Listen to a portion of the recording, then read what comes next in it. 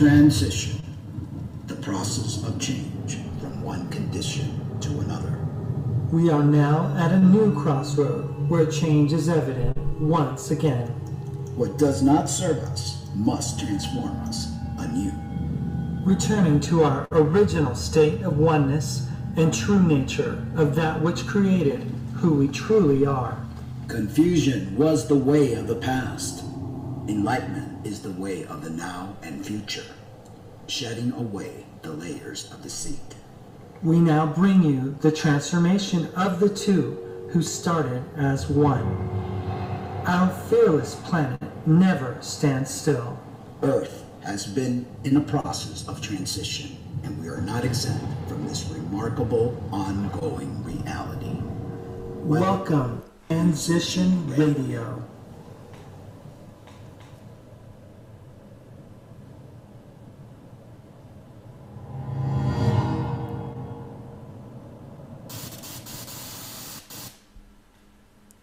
Hello and welcome to Real Talk with the Cummings. My name's Mark Angelo. And I'm Lena Ariel. Thank you guys for joining us on this, what is it, Thursday? Today is Thursday. Oh my Tomorrow's gosh, Friday the week already. is just... Yeah, it flies high.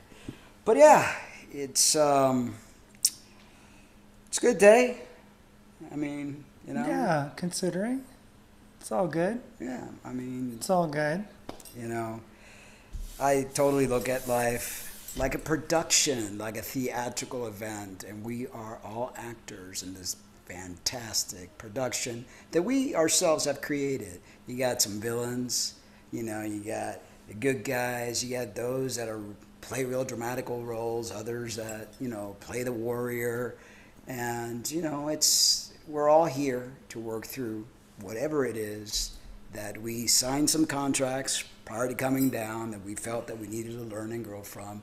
So we're all doing the best that we can, and great job, actors. Well, the way I look at it is that I don't let anything happen to me that I haven't already brought upon myself. Yeah. So whatever it is that I have to deal with, it is what it is, Yep. you know? So is. Hello, deal with Stephanie. Thank you for joining us. And who else do we have here? What is it? Abdullah. Abdullah Tariq, he's the one that wrote you. Was he the one that wrote? Mm-hmm. Yeah, wrote to you a nice email. Yeah. Yeah, we are not interested in discussing religious matters at all. No. We are non-religious. Non-religious. Spiritual people here, growing, evolving, taking life one day at a time, because that's all we really have is the now. That's all we got. You know, unfortunately, we get tangled up with a lot of other people's dramas, you know, and again, I guess it's all things that have to be learned. And that's all right. Yeah. I mean, these are lessons that we, again, bring upon ourselves and we deal with them, you know. And I blogged about it, you blogged about it, Right. and, you know, I mean, it's nice to get other people's feedback, but, you know, I really don't need to get off of social media to deal with this. It's not like I have a real thin skin. I mean, I've been going through, you know, after you do what you do when you do this, you go through a lot of negative things and people and saying things and stuff like that. So we develop a thick skin, you know, and we grow. Totally. Now, Abdul, I did receive your email. I'm not really interested in, you know, discussing Allah or Jehovah or Yahweh or anything of that nature. No disrespect to you, but somehow my little truth meter is telling me that I'm going to be seeing, what do we call it? Some sort of trolling event. And do we have any moderators on board? No, not at this point. Okay, go ahead and let's see. We don't have anybody here that we could actually. So do you want me? No, not yet. I'm just saying, just to keep an eye. An eye. I'll keep an eye. Okay. It's all good. But yeah, it's, you know, what's that famous song that we used to sing as a kid? Roll, roll, roll your boat gently down the stream. Life is but a dream. So, hello, Phoenix. Thank you for joining us. Interesting. Phoenix says, no, it's not a religion. I feel Allah is the master title. Okay, you're not a troll. Watch, as Derek sent me here. Oh, okay, well, that's good. That's awesome. So Derek sent them there. All right, so, the beauty of different personalities in life and how can we work through it, I think is an important lesson for all of us. And I think since I consider this creation sort of like a very advanced AI, and in that advancement, we were all given a programming and certain ways of dealing with things. And I think that, the spirit is what's going to teach us how to overcome a lot of these challenges that we all face. I mean, I'm sure every single one of us have something, what do they call that elephant in the room, or that Achilles heel that, that keeps us growing and evolving and wanting to find truth and wanting to, understand why it is that we behave the way that we behave. And I think some people look up to God for that. They feel they can't do it on their own, right? Yeah, it's true. And other people are self-reliant and, like to do it by themselves. It's like, I just envisioned a little kid, a little 2-year-old toddler, and, little kids, no, I do it myself. And very wanting to figure something out, Yeah. When mommy wants to come and help the little 2-year-old or daddy or whatever, and the little child is trying to insert some autonomy and try to learn how to figure out by themselves. And I think that's very important, and to always run out looking for mommy or daddy, because mommy and daddy is not always going to be around. As we get older, we have to learn how to navigate this life and learn how to figure things out. And that's where, I believe that Real Talk with the Cummings is all about. We're not here to promote religious beliefs. We're here to empower individuals to be able to first learn who they are. What are those programmings that you came with? Because we all come with programs and contracts. Learn to understand that, and then learn how we could evolve, and break free from these programming, empower one another, and grow one another as a family. I agree 100%. And I think that, in doing that, we realize that, Phoenix said all religions are intertwined. It's like, it's all the same grand story being told, and it's really something that you and I now, we understand that, it's not about religion. Right. It's not about, a particular dogmatic belief in a person, whether it be Jesus or Allah or Buddha or whoever it might be. We're not here for them. We're not here to worship them.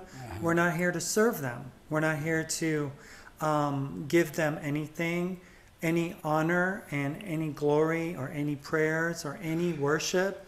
We are here as a human family to develop our own selves. Right. We're on this journey. And if that journey for some of you means that you need to worship someone, that you need to pray to someone, that's perfectly fine. I'm not an atheist. I believe in a higher power. I believe that there is an amazing, divine, absolute energy source that we are part of. And I believe that this heavenly host, is part of everything. Yes. But I don't believe that this heavenly host requires all this worshiping and all this kneeling down and all this praying. That to me just spells lower deities, lower levels. Because why would somebody so high require so much out of us? Why would somebody so high create us so fragile? And that's because the Most High, the Absolute, the Divine, her creation, because I believe they're both a male and female, they're androgynous, their creation was tampered by a lower being. And, I believe that with all my heart. And I want to make this clear. I am not about to throw myself into another religious dogmatic theology, whether it be Confucianism or anything else. I am here to develop my spirit, and everything that I need is within me. I don't need anything outside of me to complete me. Right, exactly. Period. And Abdul says, Allah shows peace to all and is open to forgiveness, unlike Jesus and the Christian God. Hope you join us, Brother Mark and Sister Lina. LGBT communities welcome in Islam. Mark and I actually are a heterosexual couple. Yeah. He was born a she and I was born a he, so Right. we're not really technically and anything gay. We don't really, associate, or we have a trans history because of what we did, but we don't see ourselves as that. That's not the focus of our lives. We try to educate people to learn to love themselves as they are, to not walk through the same roads that may not lead them to the road that they think they're walking on. Right. So, appreciate your, your candor and everything else. I appreciate your witnessing and a desire to want to get people to see your way of belief, but we're not interested in any ways of belief. We're interested in developing our own souls on our own, in our own. Exactly. And freedom of religion, freedoms of beliefs, and creating knowledge and true connection with the higher self, which is part of the absolute. And Phoenix says, Abdullah would love, can you read that? Abdullah would love to talk to you about Allah, but you wouldn't like what I know.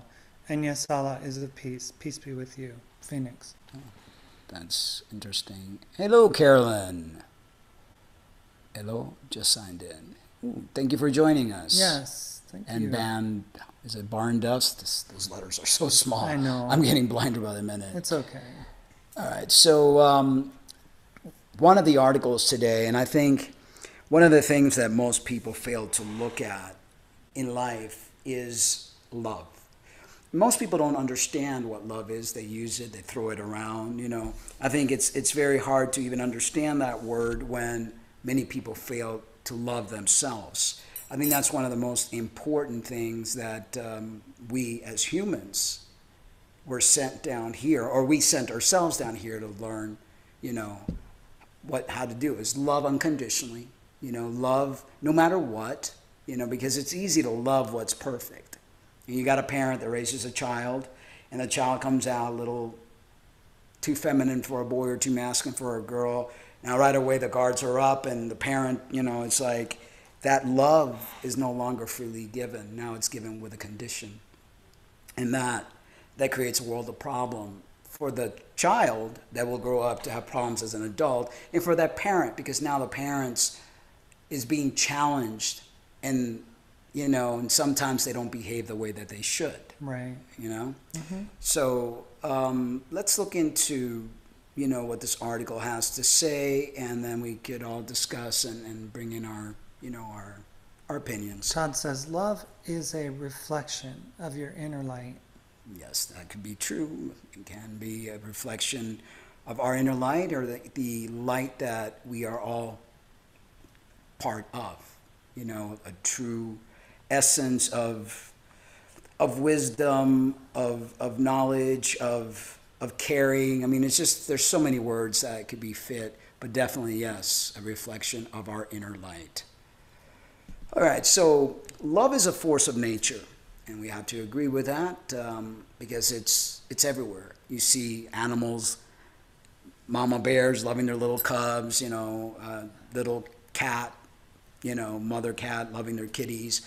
However much we may want to, we cannot command, demand, or take away love any more than we can command the moon and the stars and the wind and the rain to come and go according to our whims.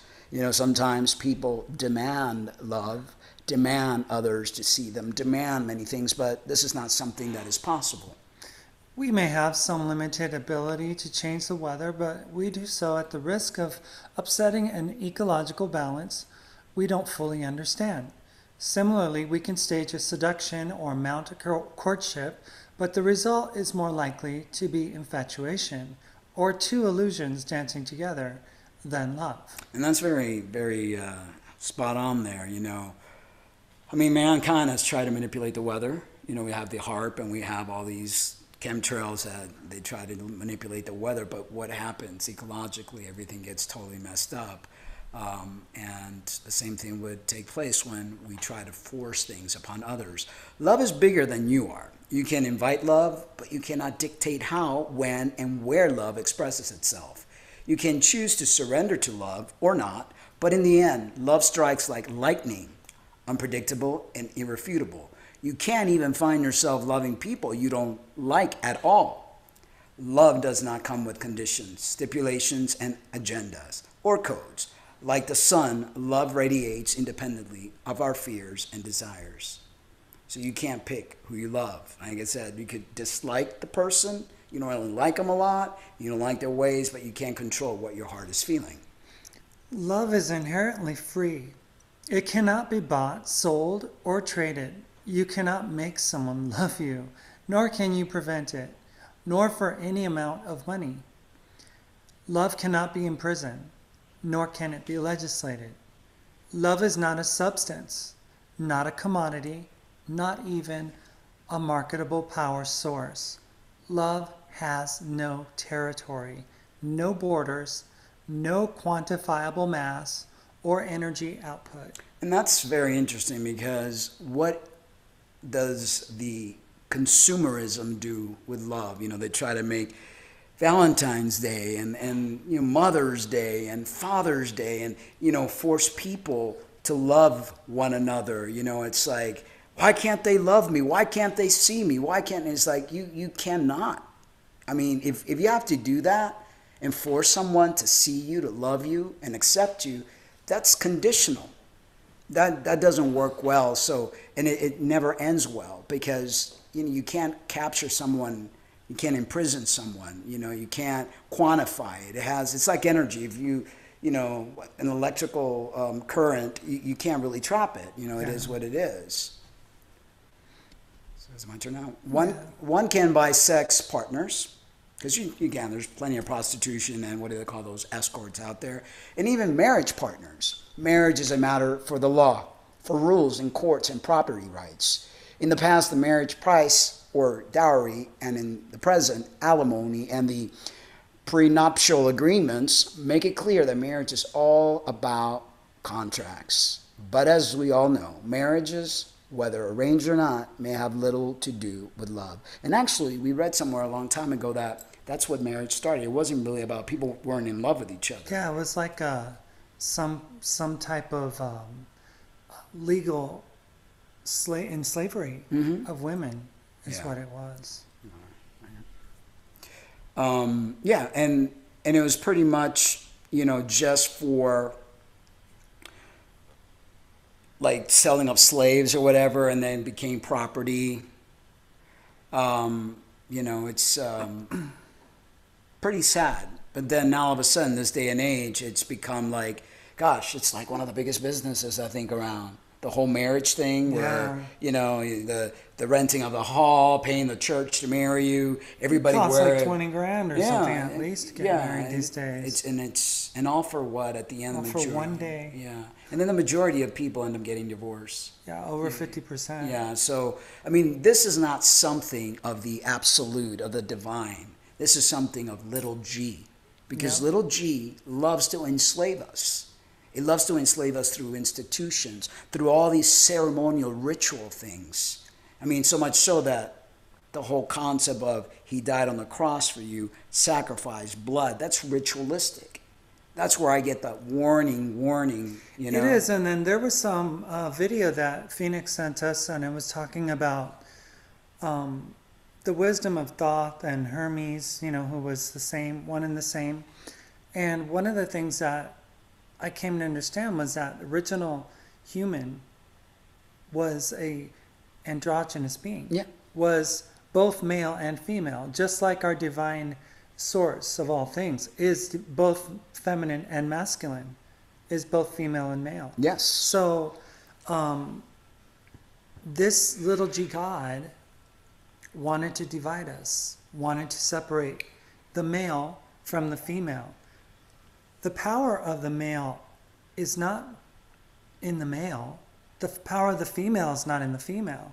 The power of the female and the male is when they connect. Right. That is where the magic happens. That is an example of what happens when life is created through the unity. Yeah, the sperm and of the ovum and the sperm. Sperm by itself can't do anything. Ovum by itself can't do anything. And that's a very interesting metaphor, you know. And it's not so much about connecting with someone outside of you. It's about learning to connect with your male and your female energy.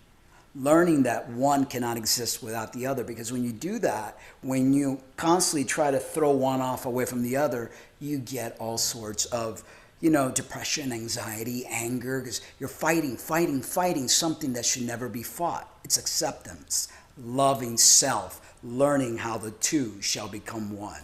That's very important. But, you know, it's growth, it's learning. And did you want to read some before it gets... Yeah, we can... Because then we have to play catch up. So we're going to get past all this Abdullah Yeah, stuff. yeah. So Michael Murphy, hi Michael. Hey, thank you for joining us. Says love is unconditional and forever. Totally. And AK, thank you, AK. Appreciate your support so much. We really do. Love is great work. Yes, love is a great work. And Todd says, Margaret Trowbridge. Hi, Margaret. Hey, Margaret, thank you for joining us. My beautiful son is a heroin addict. It's a living nightmare. Wow. Never knowing, it's hard to have peace within myself when I feel his pain so deeply. I feel you completely. I was never an addict to heroin, but I was addicted to crack cocaine when I was younger. And, you know, as a parent, that's got to be something so devastating, and especially for heroin, because I've had friends that in the past had issues with that, and it just tears the person apart, and it tears those that love that person apart, and that would be you. Manifesting, you know, healing, understanding, empowerment, because that's what, you know, when a person's addicted to anything, it disempowers them. And then they get so deep into that disempowerment that it's very hard for them to take control. So we're sending you love, reassurance, Definitely. Lots of healing manifestations, and thank you for joining us. Scott Zatala says, Dear Margaret, I am a recovered alcohol/addict. I can truly empathize with your pain. Agape love, unconditional love with boundaries. I am so sorry to hear your pain. Thank you, Scott. And Scott, at the end of our session today, our manifestation, meditation moment, I have a little something that I would like to share, you know, with you, a little manifestation. And Todd says, some might disagree, but I got over an 18-year opioid addiction by smoking pot for 6 days and no more. Helped with withdrawals plus lots of CBD. Awesome. Whatever works. I mean, they say that ayahuasca helps with all sorts of different addictions. But if that worked for you, congratulations. That's, you know, whatever works. We've got to find, you know, what works for us to get us through. Sometimes it's just to get us through a pain, a time of pain, a time of misunderstanding and confusion, being able to work through things that were brought upon childhood that we have to replay in our lives and deal with, you know. Yeah, absolutely. And then Scott says, right on, Todd Garfield. Yeah, totally awesome. You know, Todd says, in my opinion, love is when you acknowledge a person's worst trait and yet want to share each and every moment with them. Thank you for staying up, Scott. Thank you. Thank you for joining us. We appreciate you so much, brother. And Margaret says, thank you for your sentiments. I keep wondering if he's okay. He has lost the ability to stay sober because he cannot bear the reality of his existence. And unfortunately, Margaret, that's what happens, and everyone has a different vice. Some people drink, some people smoke, some people take drugs, some people get into sexual lifestyles that are not conducive. It's just a form of numbing, you know, and we as a community have failed one another because as a tribe back in the day, they would help the individuals in the tribe to deal with that pain, to face it. Now we numb everything. And I'm sure many of us found out that numbing doesn't solve anything. It only creates more problems. And Queen Tilia joins us. Hi, my new guru, she says. Hello, Queen Tilia. Thank you for joining us. And she says, life is hard today. I sold my house with many memories. Oh, wow. Wow. Wow. And I'm sure a lot of those memories involved the love of your life. Yeah. But it's like bittersweet, I'm sure. There's a part of you that wants to continue to hold on, but there's a part of you that wants new beginnings and being able to let go of that pain in the past and start anew. Congratulations on selling the house. Yes. Congratulations on new beginnings. Yes. Yes. Memories with no cleaning, says Phoenix. And life is hard. Okay, can't we get along? Definitely. Okay. Sexual stimulation and gratification, whether by way of fingers, mouths, objects, fantasy play, whips and chains, or just plain intercourse, can certainly be bought and sold. Not to mention used to sell other things. Whether sex should be for sale is another question entirely. But love itself cannot be sold. And that's one of the things that I find that the enemy always perverts the perfect, the light, the love, always perverts taking an intimate moment between two people that should be sacred.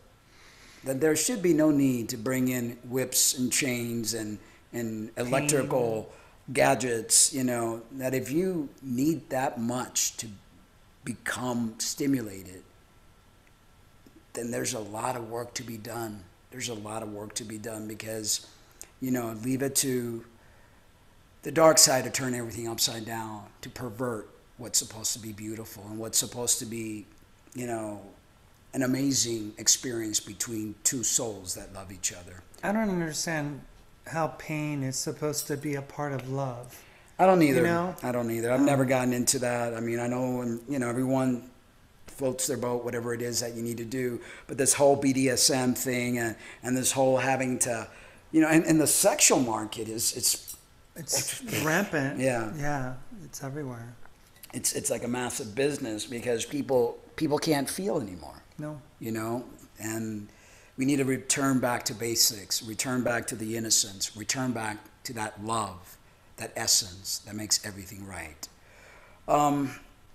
So one can buy loyalty, companionship, attention, and perhaps even compassion, but love itself cannot be bought. An orgasm can be bought, but love cannot. It comes or not by grace of its own will and its own timing, subject to no human planning. And this is interesting because, you could hire an escort for the night. You can get online and be one of those cam girls and get attention, you can even buy a vibrator and have your own orgasm or whatever, but love, true love, which is something that every single one on this planet, and I don't care if you say, no, not me, I'm happy being alone. I don't believe you because love is very important. You can't buy that. You can't change your body and do whatever and think you're just, it's not something that is for hire, that is for purchase, and it just comes by whatever it is that you do outside of yourself. Love cannot be turned on as a reward. It cannot be turned off as a punishment.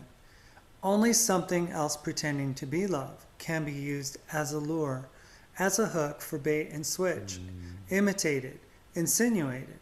But the real deal can never be delivered if it doesn't spring freely from the heart. And that's what's wrong with relationships nowadays. People get married, they make vows, and when the going gets rough, when somebody says something the other doesn't want to hear, then all of a sudden there's a punishment. There's a, pulling away. And that's not love, because what is it that Ruth said? Love is gentle, love is kind, it never bolsters, it never lies. All these things, love is there as a constant no matter what. And I think what marriage has done, it's putrefied the true meaning of love, because it's become a contract. And when you're under a contract for anything, it's bastardized. They have ruined love. The industry, the market, has ruined the true meaning of love. Queen Tilia says, yes, my man walked those rooms and his smell will fade. Yes. And she said, whips, whoop, we talking naughty today? We're anti-whips. This is the article. Margaret says, you both are so cool. So glad I came across your videos. Thank you, Margaret. Thank you for joining us. And Queen says, drinking water. Always. Mark? That's we don't nice. drink alcohol. No, it's always water. I mean, and during the show, I don't like to get dried, so I drink a lot of water. So Queen Tilly wants to get in our grill a little bit. She says, can I ask my gurus, how is your love life, as I've forgotten the physical feeling? It's good. I mean, it's, when we have it, yeah. I mean, it's a beautiful connection that we have when we do. Yeah. And lately it's been very cold here. Yeah, so it's kind of... So it gets to be hard to make like love under the covers, sheets. because I have very hypersensitivity. I don't like feeling stuff all over me. So, but, we try at least once a week, at least, Yeah. I mean, we've been married now we've been together for 4 years now. Wow. So not that the spark is gone or anything like that, but, I mean, it's, yeah. But thanks for asking. Yeah. It's a wonderful feeling. Yes. Even now. Yes. And as a couple that's got this trans history, it's a little different than typical, but it's still a great connection that we have. Yeah, we don't let that be a deterrent. I mean, that usually is an issue with a lot of trans people. They have a lot of boundaries and don't touch this and don't do that. That's never been my case or your case for her. At the moment we forget and we just like I think personally, Queen Tilia, that the greatest source of my healing came through loving. Yes, because every time we made love in the beginning, it was like her neck felt better. From like it was like rehab. It was like rehab. I think it's like it created new stem cells. Yeah, well, it does, and love has a lot of energy, and a lot of great energy. But yeah, we're not like rabbits anymore. I mean, 4 years, like I said, once a week, sometimes twice a week, depending how cold it is. Wintertime usually is like, And then depends. I'm 54. I get tired. It's like sometimes it's 12, 1 o'clock, and I'm like, sorry, I'm tired. And when my head hits that pillow, lights out. If we would go to bed earlier, she'd get more action. And you know what? When it does warm up, we'll be more active. Yeah. So AK says, Margaret, let him know he is loved at all times. That is all you can do. Totally. Because that is the biggest healer. And Phoenix says, I can't relate to this, Mark. I have no friends but online. I like being alone. Some people do. And Queen Tilia says, sorry to ask. I just love you too, but I get the timing about making time for love. Yes, definitely. So this doesn't mean that love allows destructive and abusive behaviors to go unchecked. Love speaks out for justice and protest when harm is being done. Love points out the consequences of hurting oneself or others. Love allows room for anger, grief, or pain to be expressed and released. And I have that's one of the things that I have problems with. It's like I want to be that protector, that healer all the time. And sometimes I could be a little smothering. And, it's like if I see her like upset, depressed, anxious, worried about something, then right away I'm like, what's wrong? And, and I know that sometimes gets a little smothering, but, it's like I have been her protector, her healer from day one. The day we met in an ICU ward. Mm-hmm. And from that moment I walked in there, I took over. I fed her. The nurses didn't have to do anything except take blood pressure, whatever it is. But I wiped her butt. I washed her hair. I bathed her. I fed her because she couldn't move her hands were unfunctional at the time. So I took that role and I became that protector. So it was a combination of mother, father, brother, sister, everything, you name it, I was that. So it's still hard for me sometimes to like, okay, something wrong, what's wrong? And when you're dealing with a trans individual, especially early in their transition, they're still dealing with a lot of hang-ups, a lot of issues. And, I've transitioned, it's been 16 years. And, I forget that, okay, I'm ahead of the game here. They're feeling a little different. I need to like honor that and not like tell her, hey, that's not a big deal. Why are you worried about that? So that's a lesson for me.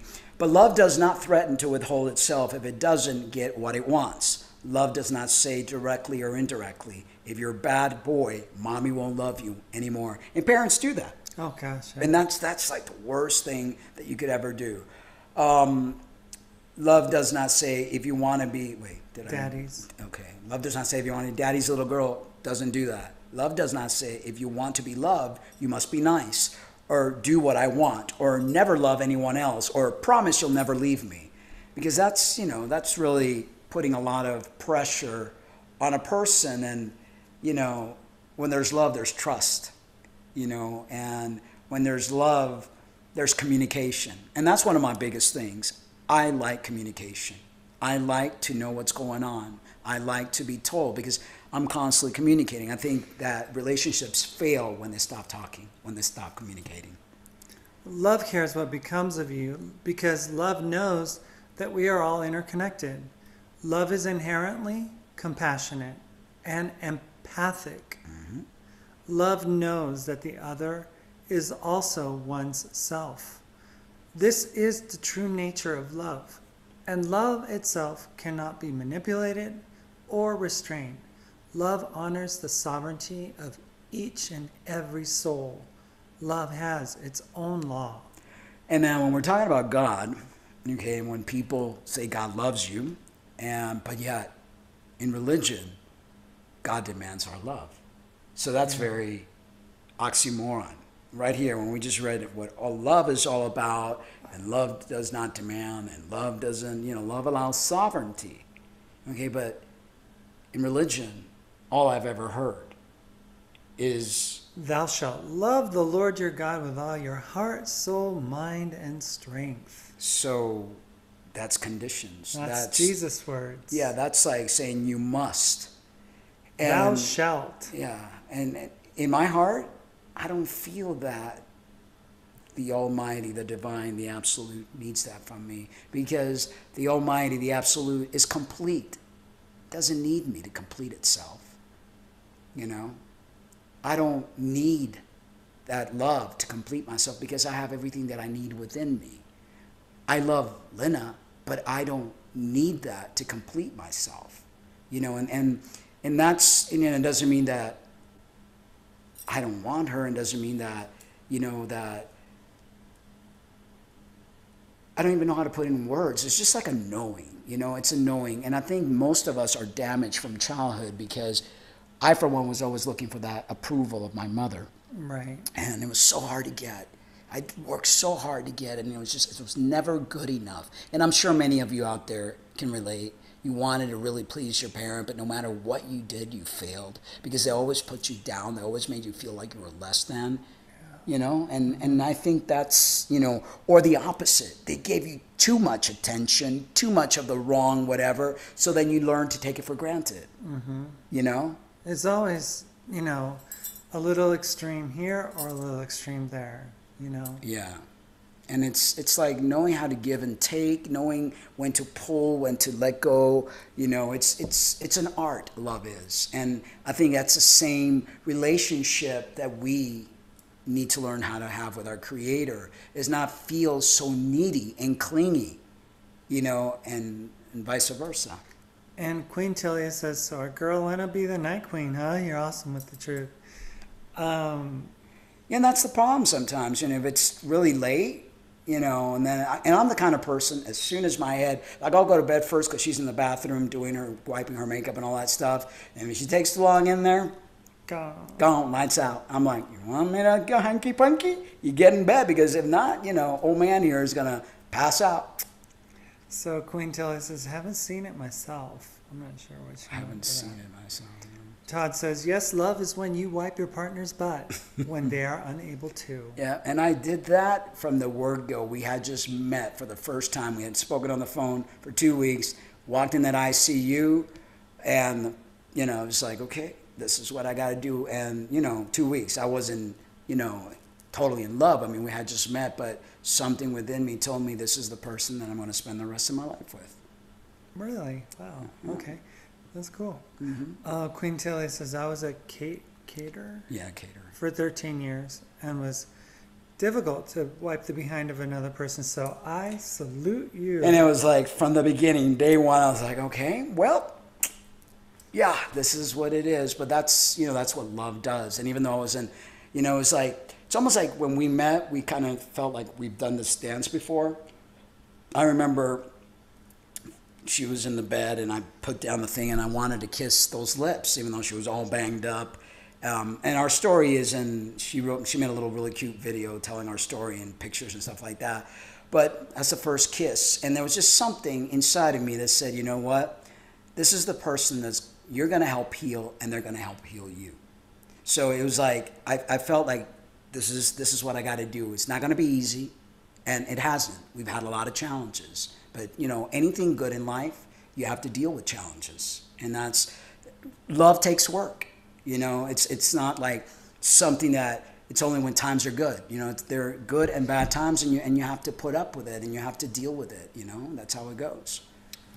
I totally consider Mark my twin flame. I mean, and we've had our romantic moments, and we've also had our I hate you moments as well, you know, but, you know, at the end of the day, we're here for each other. You know, we were put on this earth for one another, to sharpen one another, to grow as individuals and as a couple, you know.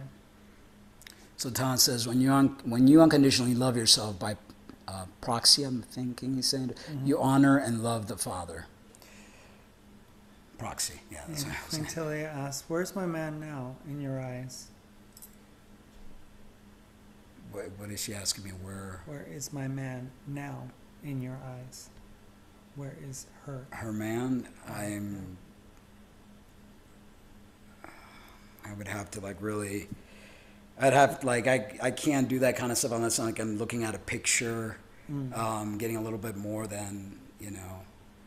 It's like my best, when I do my knowing thing, I'm either have to look at a picture of a person or have you in front of me for me to be able to answer that.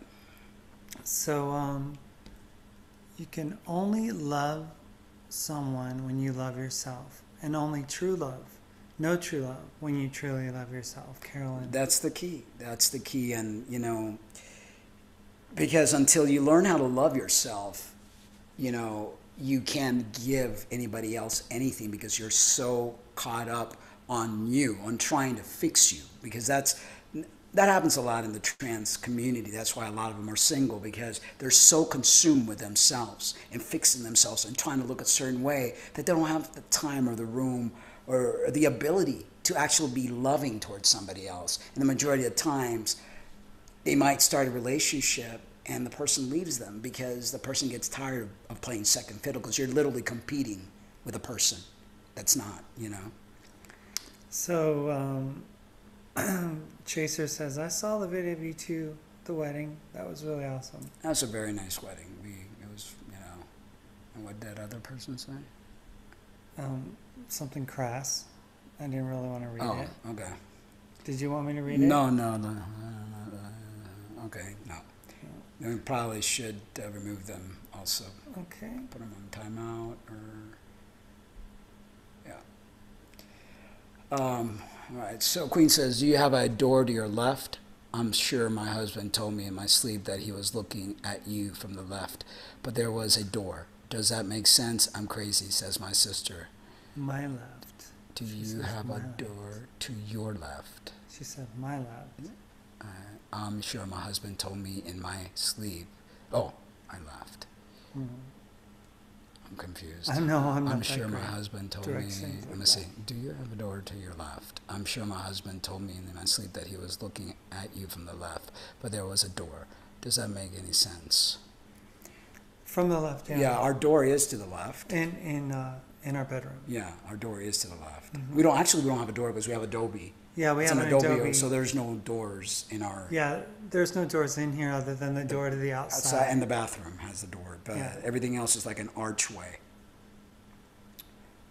So we do have a door on the left. Yes, we do. Yes, we do. So maybe he was looking at us. Maybe. Okay. You never know. Snazzy flowers look good. Thank you. Yeah. Good evening, beautiful brothers and sisters. Hello, Lori. Hi, Lori. I have been with my partner for over 25 years as chaser, constantly changing, best of friends, definitely has its challenges. Of course. All relationships, that's the only reason we have them. Because we need to learn to work through things. You know, when people are alone, they say, oh, I'd rather be alone. Well, you're not learning anything when you're alone. Because if somebody's not creating friction, constantly nagging at you, constantly getting you to be the better you, then you're not growing. You're not learning. And life is not just to hang around. You know, life is not just to see how, you know, beautiful things look or whatever. Life is to learn how to deal with the things that you came here to expose and grow from. You know, and I honestly do get more affected by things that people say to me and stuff because I've always been a very sensitive person. So, like in the light of what has happened recently with Alpha Omega on YouTube and just the constant attacks and everything and the division and all that, I realized that these people are brought into my life to sharpen me as a person, as an individual, and to use what they meant for hate and for destruction to step on it and to chisel myself, make myself sharper so that, one, I don't end up like they do, and two, that I can show compassion towards people, regardless of what they do to me. So I can truly say that I love these people, regardless, because I know that even though they want to cause me harm and hurt me, that these things are things that I need to learn. It's almost like, you know, lessons in life, you know, Right. like when you have to learn a tough lesson about, you know, being persistent or being disciplined and being, you know, focused, you know, like say like people that do CrossFit, they don't just get to be CrossFitters and compete at the games. No, they have to work through they have to go a through lot hell, of challenges. literally, you know. So I just got this message, Queen. You guys used to like to play a little game. It was a little game that you two used to have with one another. I don't know why I got that in my head right now. Let's see. Todd said, yep, good point. Partners also being your best friend. That's important. I mean, there are people that are married and they barely communicate, and that's pretty sad. And that's because life leads people to work long hours. They don't get to ever communicate, you know. And Ask Lucid, hi Ask Lucid. Thank you for joining us. When the soul/spirit recognizes a vibration of love, there is a knowing. And with that, then comes the unraveling of the journey. However that plays out in one's life, so beautiful. Yes. And Phoenix says, I can. He's fine with the rest of your loved ones. Excuse me. Faith, he says, the house was a very dark hole for you, if this means anything. Oh, she's responding to Queen. I'm confused. I get messages nightly depending on my mood, but I don't consider myself a psychic or anything since I cannot speak back. Interesting. He's fine with the rest of your loved ones, Faith. He says the house was a very dark hole for you. When they pass, they mess with you. Ask him to leave something in your path to let you know he sees you. Yeah, and sometimes the longing will bring in other spirits that are not your husband. So you have to be very, very mindful, you know, and really, I mean, it's like, I know you would know because you loved him, you were with him for many years. So it's like if you passed or I passed, I would know the spirit of you a mile away. A mile away. Yeah. You know, because of, you know, even though we've only been together for 4 years, we've been together 24/7 most of the 4 years that we've been together. So I know you. I know when you're happy, when you're sad, when you're about to get in a different mood. I know all the things, you know, and it's like if you came back in a spirit form, I would know that. I would know it's like, that ain't her, you know. But that's, yeah. Ask Lucid has beautiful insight here. I believe in eternal love. Met my husband when I was 12 years old. Wow. LOL. We are going on 30 years married. That's amazing. That's Many awesome. lifetimes lived within 3 decades. So much growth, both individually and as partners. Wow. You are beautiful. Yes. And so is your husband. You know, one of the things in our relationship that has, first of all, we met in a very strenuous situation. She had fallen off a mountain, was hurt. I was the caregiver right away. I mean, there wasn't even a romancing period. And then the deal with the family, the kids and the whole, and still working through the guilt and then the transgender thing, which is still working through a lot. So there's been a lot of, We've had, I would say like you, we've had many lifetimes lived within 4 years. Yeah. You have 3 decades to enjoy all those lifetimes. We've had 3 years to enjoy all those lifetimes, Yeah. I mean, 4 years. Yeah, 4 years. But it's been challenging because of all the things that, so it has taught me patience beyond belief. It has taught me what unconditional love really is. Because I was a person that did not have patience. If things weren't going my way, and it was like, oh no, it's over. Because I didn't have that patience, because I grew up with a mother who didn't have the patience for me. So I learned not to have patience for anyone. And it's almost like Lena came into my life to teach me that, to teach me how to love unconditionally, how to be able to deal with whatever, comes the way. So Todd had some insight. It said, Queen Talia, as the matrix begins to break down, more and more people are reporting your same experience. It's as though the thoughts of billions of people are floating above us. Right. So, and I wonder what, a certain, you guys had like a little game or a little something that you did with one another.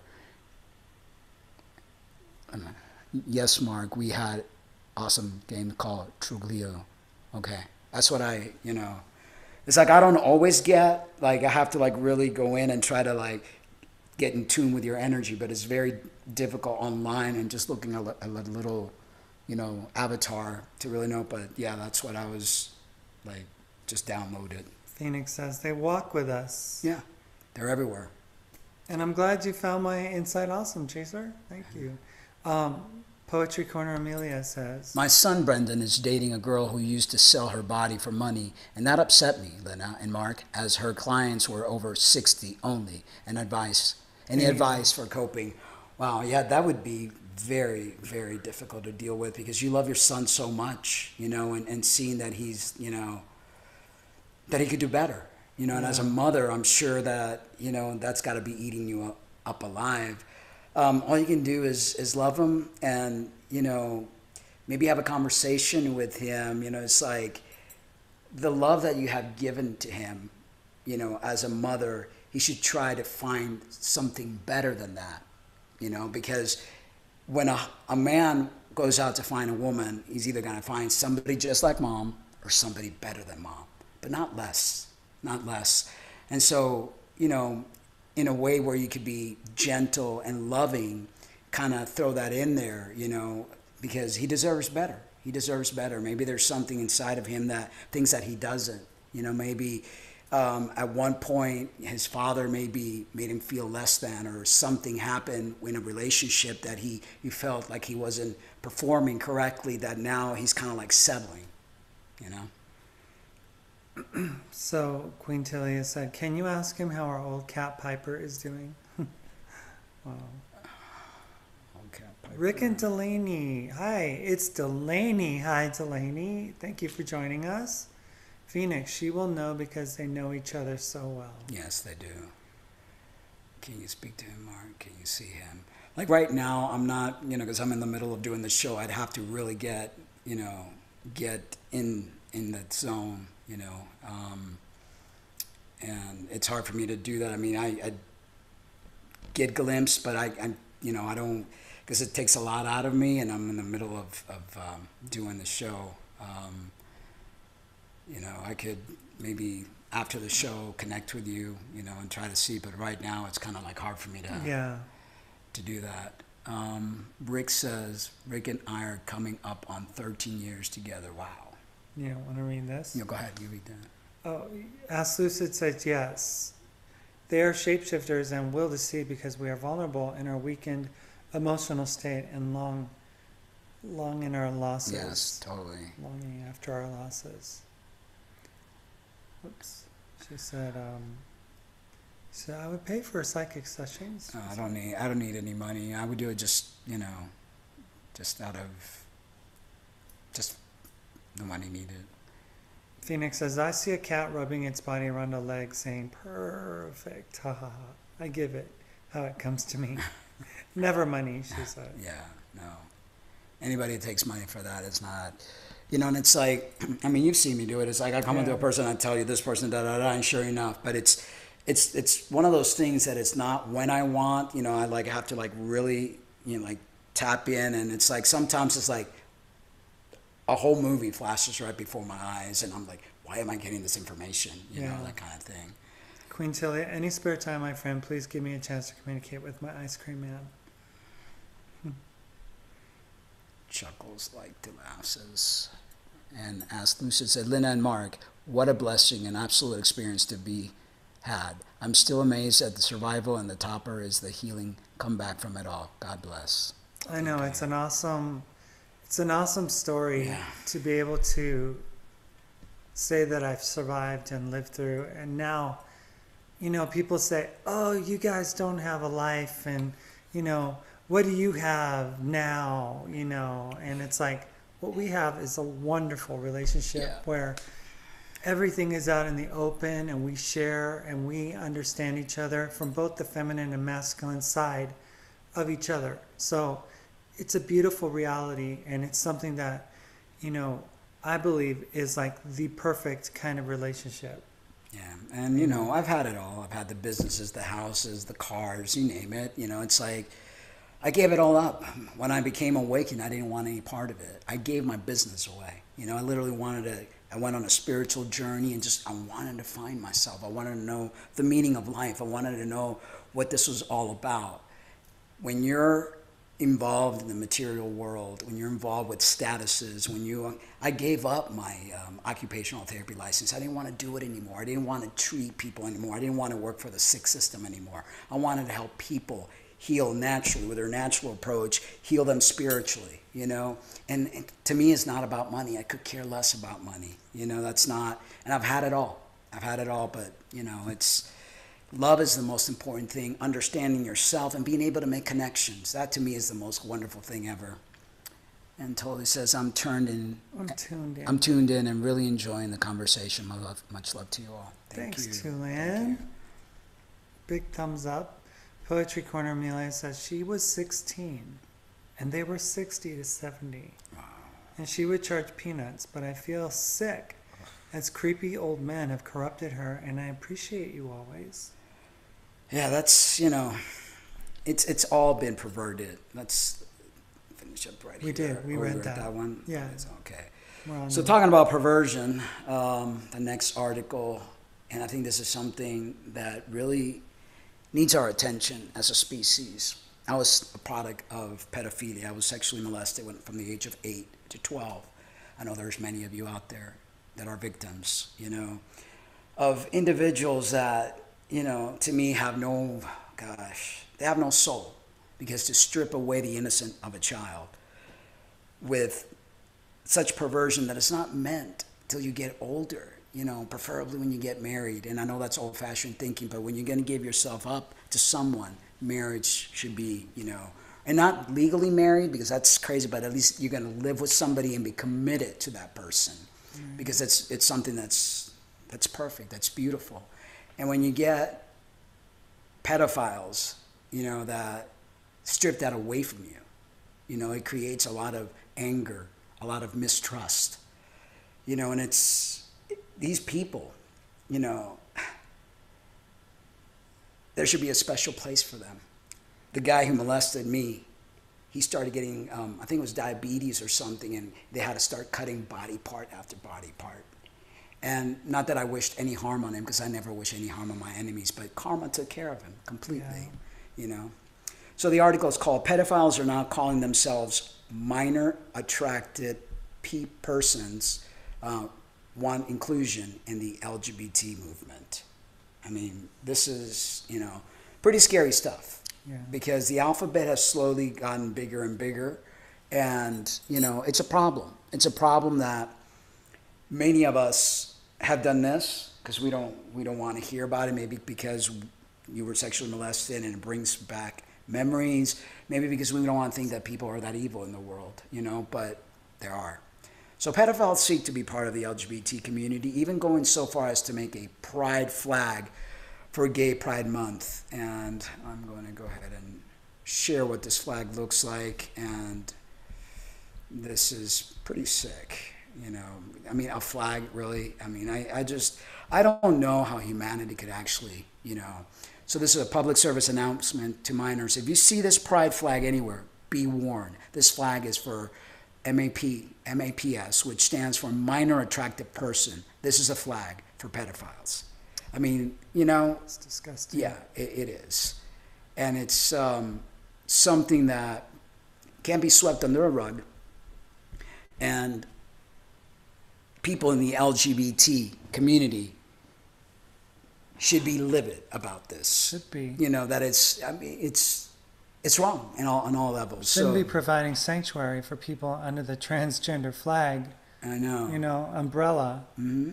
And, you know, but the sad reality of all of this is that transgender individuals, in order to have their rights protected, are willing to give rights to people who rape children. Right. I mean, this is wrong. And not just trans people. I think that it's like every, you know, the gay and lesbian, in order to get their rights, will accept the trans people, and then the trans people accept. And it's like, no, that's why we are anti, you know, it's like we have a trans history, but, you know, I believe in love. I believe that two men can love each other. I believe that two women can love each other. I believe that a person could express how they feel in their personality the way that they want to. But when you start impinging on other people's rights, when you start demanding things, and there's a problem. So anyway, pedophiles seek to be a part of the LGBT community, even go as far as to have this flag. The MAP or NOMAP community, quote unquote, tries to pull at people's heartstrings by claiming that pedophiles are misunderstood, marginalized people, and that as long as their attraction to children is not acted upon, or in some cases when they get permission from the child, disgusting. that they should not be villainized. I mean, how perverted is that? How crazy is that? You know?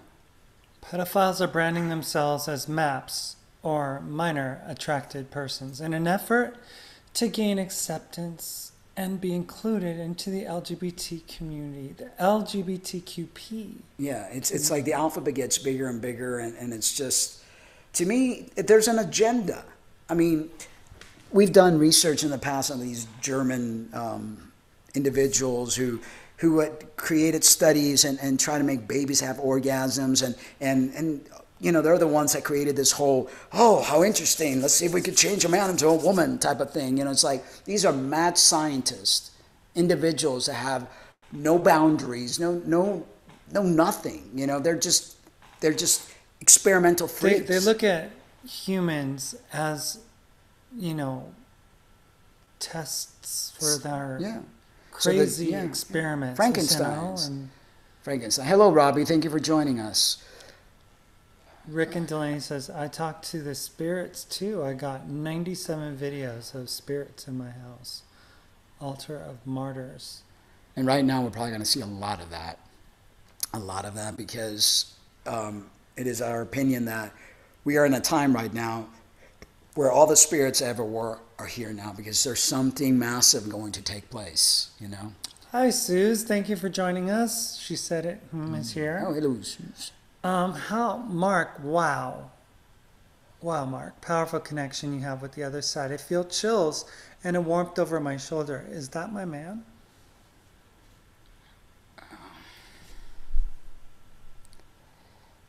I can't. I mean, I'm not. Yeah, it's tough. It's tough for because me. we're not in that mode right now. Yeah, it's because we're doing the show. Yeah.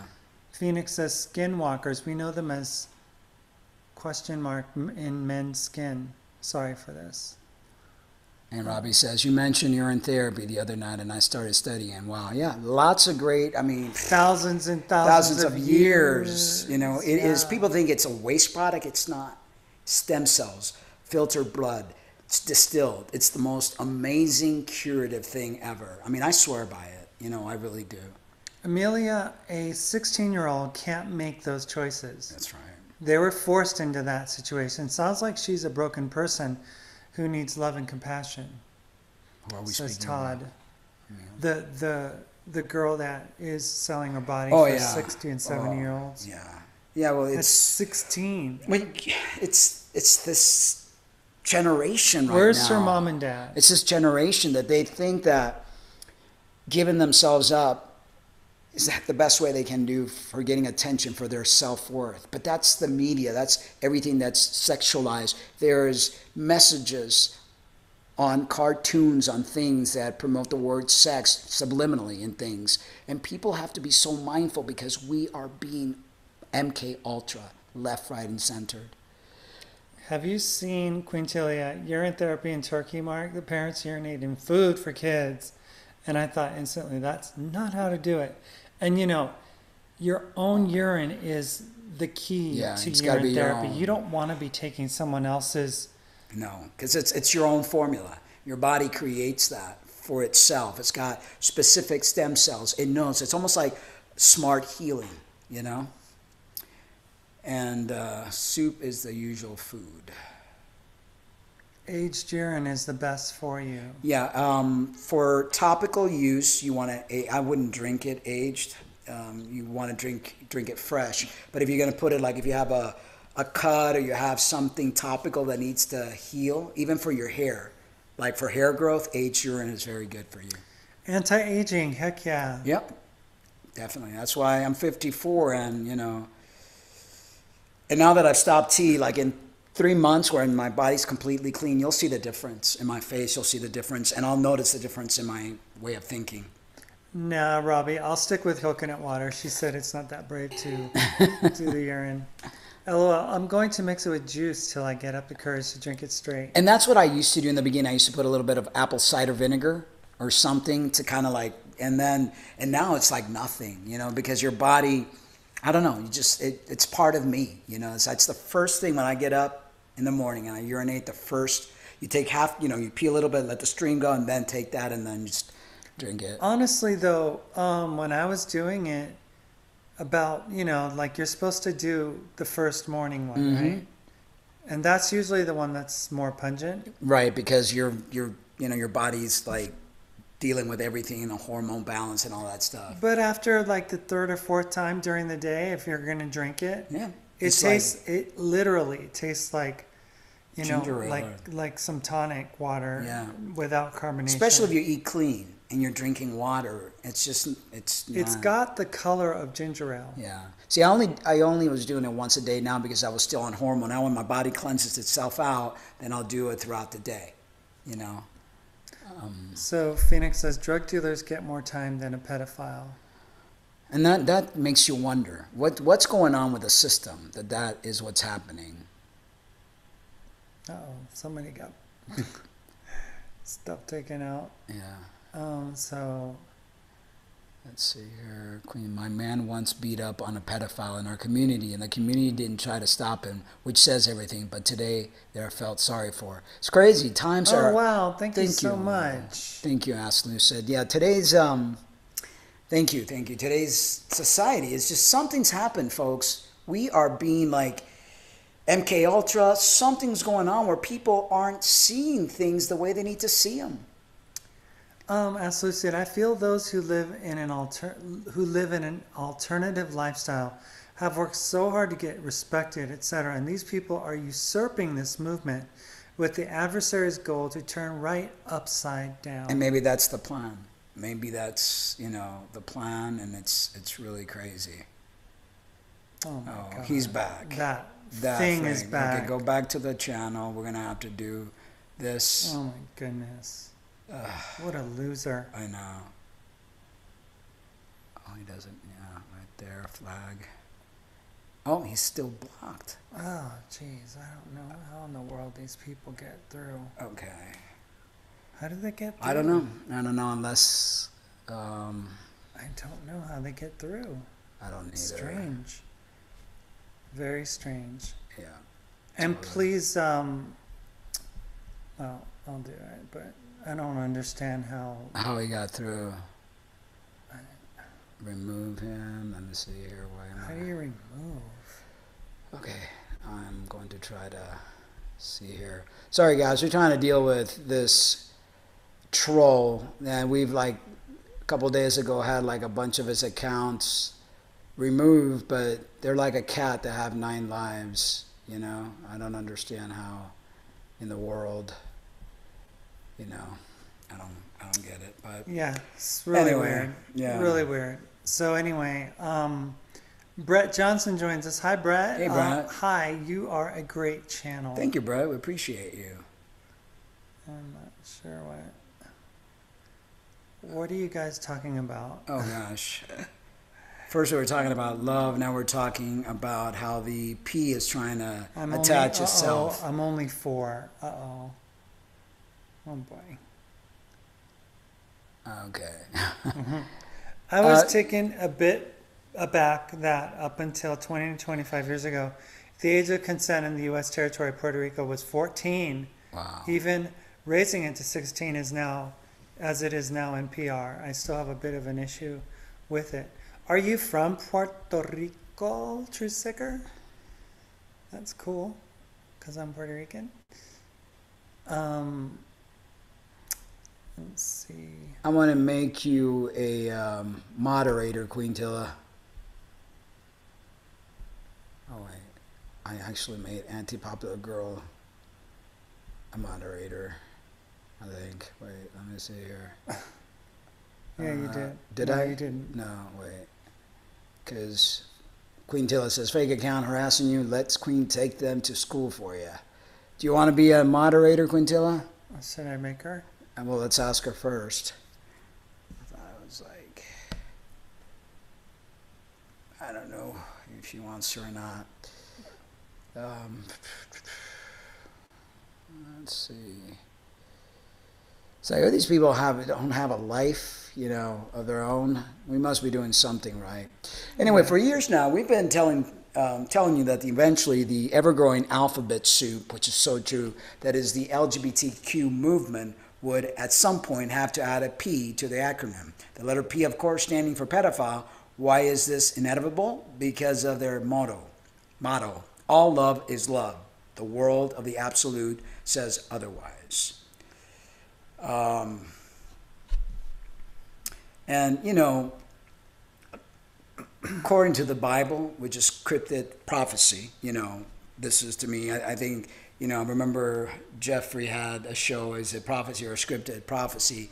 I think that a lot of the things are being created to fit, you know, what's happening. But the Romans 1:26 in the King James Version says, for this cause God gave them up unto vile afflictions. Afflictions or affections? Affections. Yeah. So, what are we doing now? I'm just looking at. Yeah, that's another.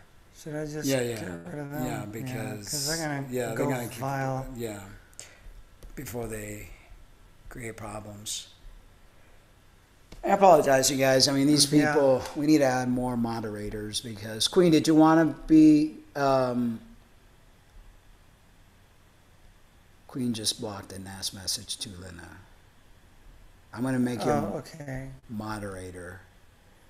Yeah. You're now a moderator, Quintilla. Congratulations. What is in the show? The little, I guess, until she writes again. Oh, Anti-Popular Girl did make her a...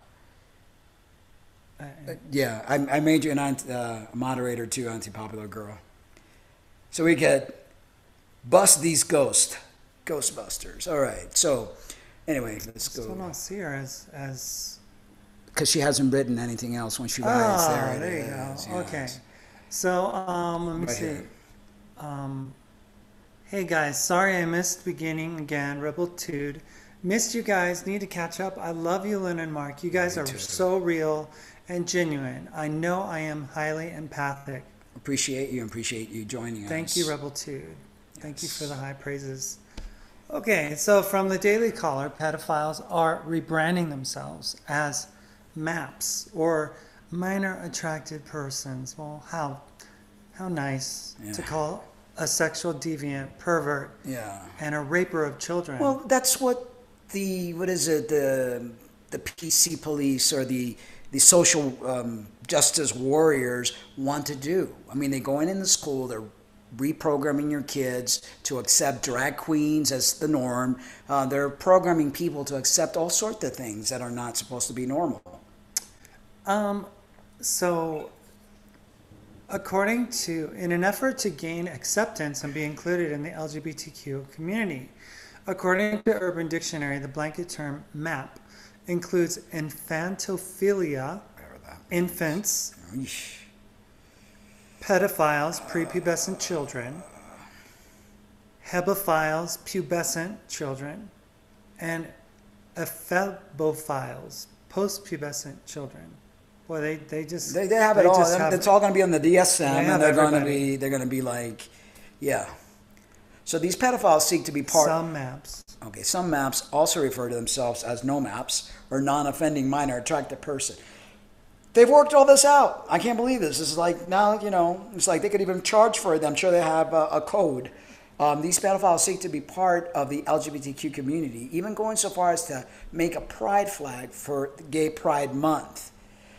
The MAP, no map community tries to pull at people's heartstrings by claiming that pedophilias are misunderstood and marginalized people, and that as long as their attraction to children is not acted upon, or in some cases when they get permission from the child, that they should not be villainized. Sites such as the Prevention Project claim to be aimed at helping children, posting quotes like the one below, reminiscent of testimonials of struggling gay youth under headlines like "Everyone needs support."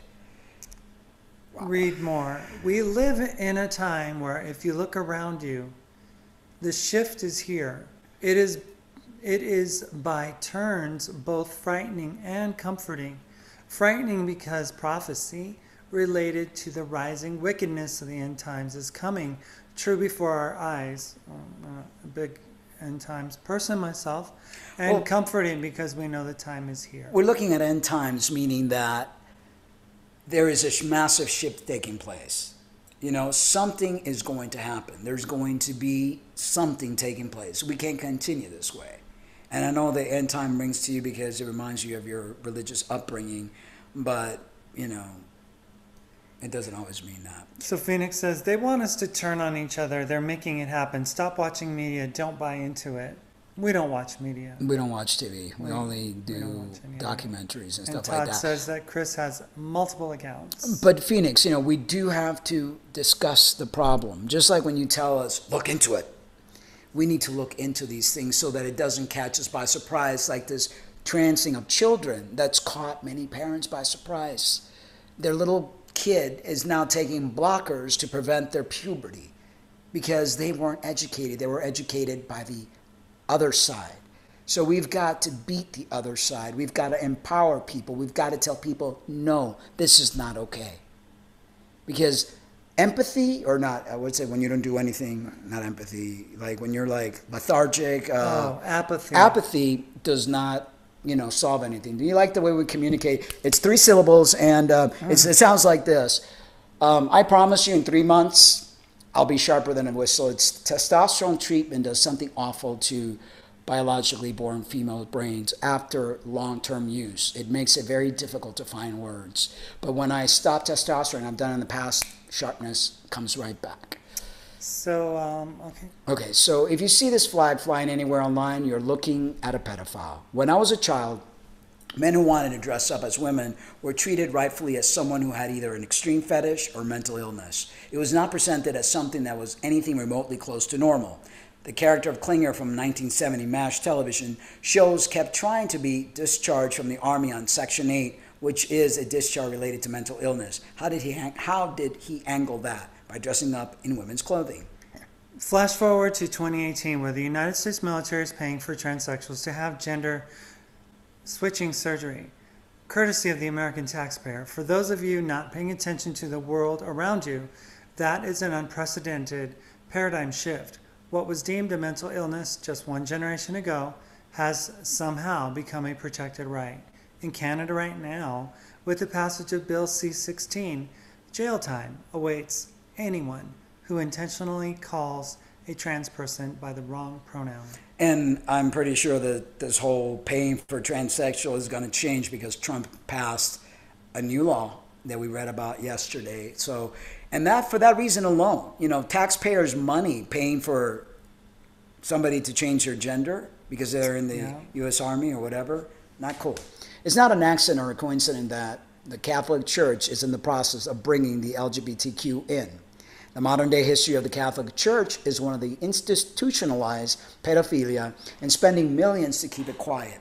So is it any wonder that they are in the process of welcoming the LGBTQ and soon the P into the Catholic Church? All part of the shifting of the world, because my love doesn't like the word end times.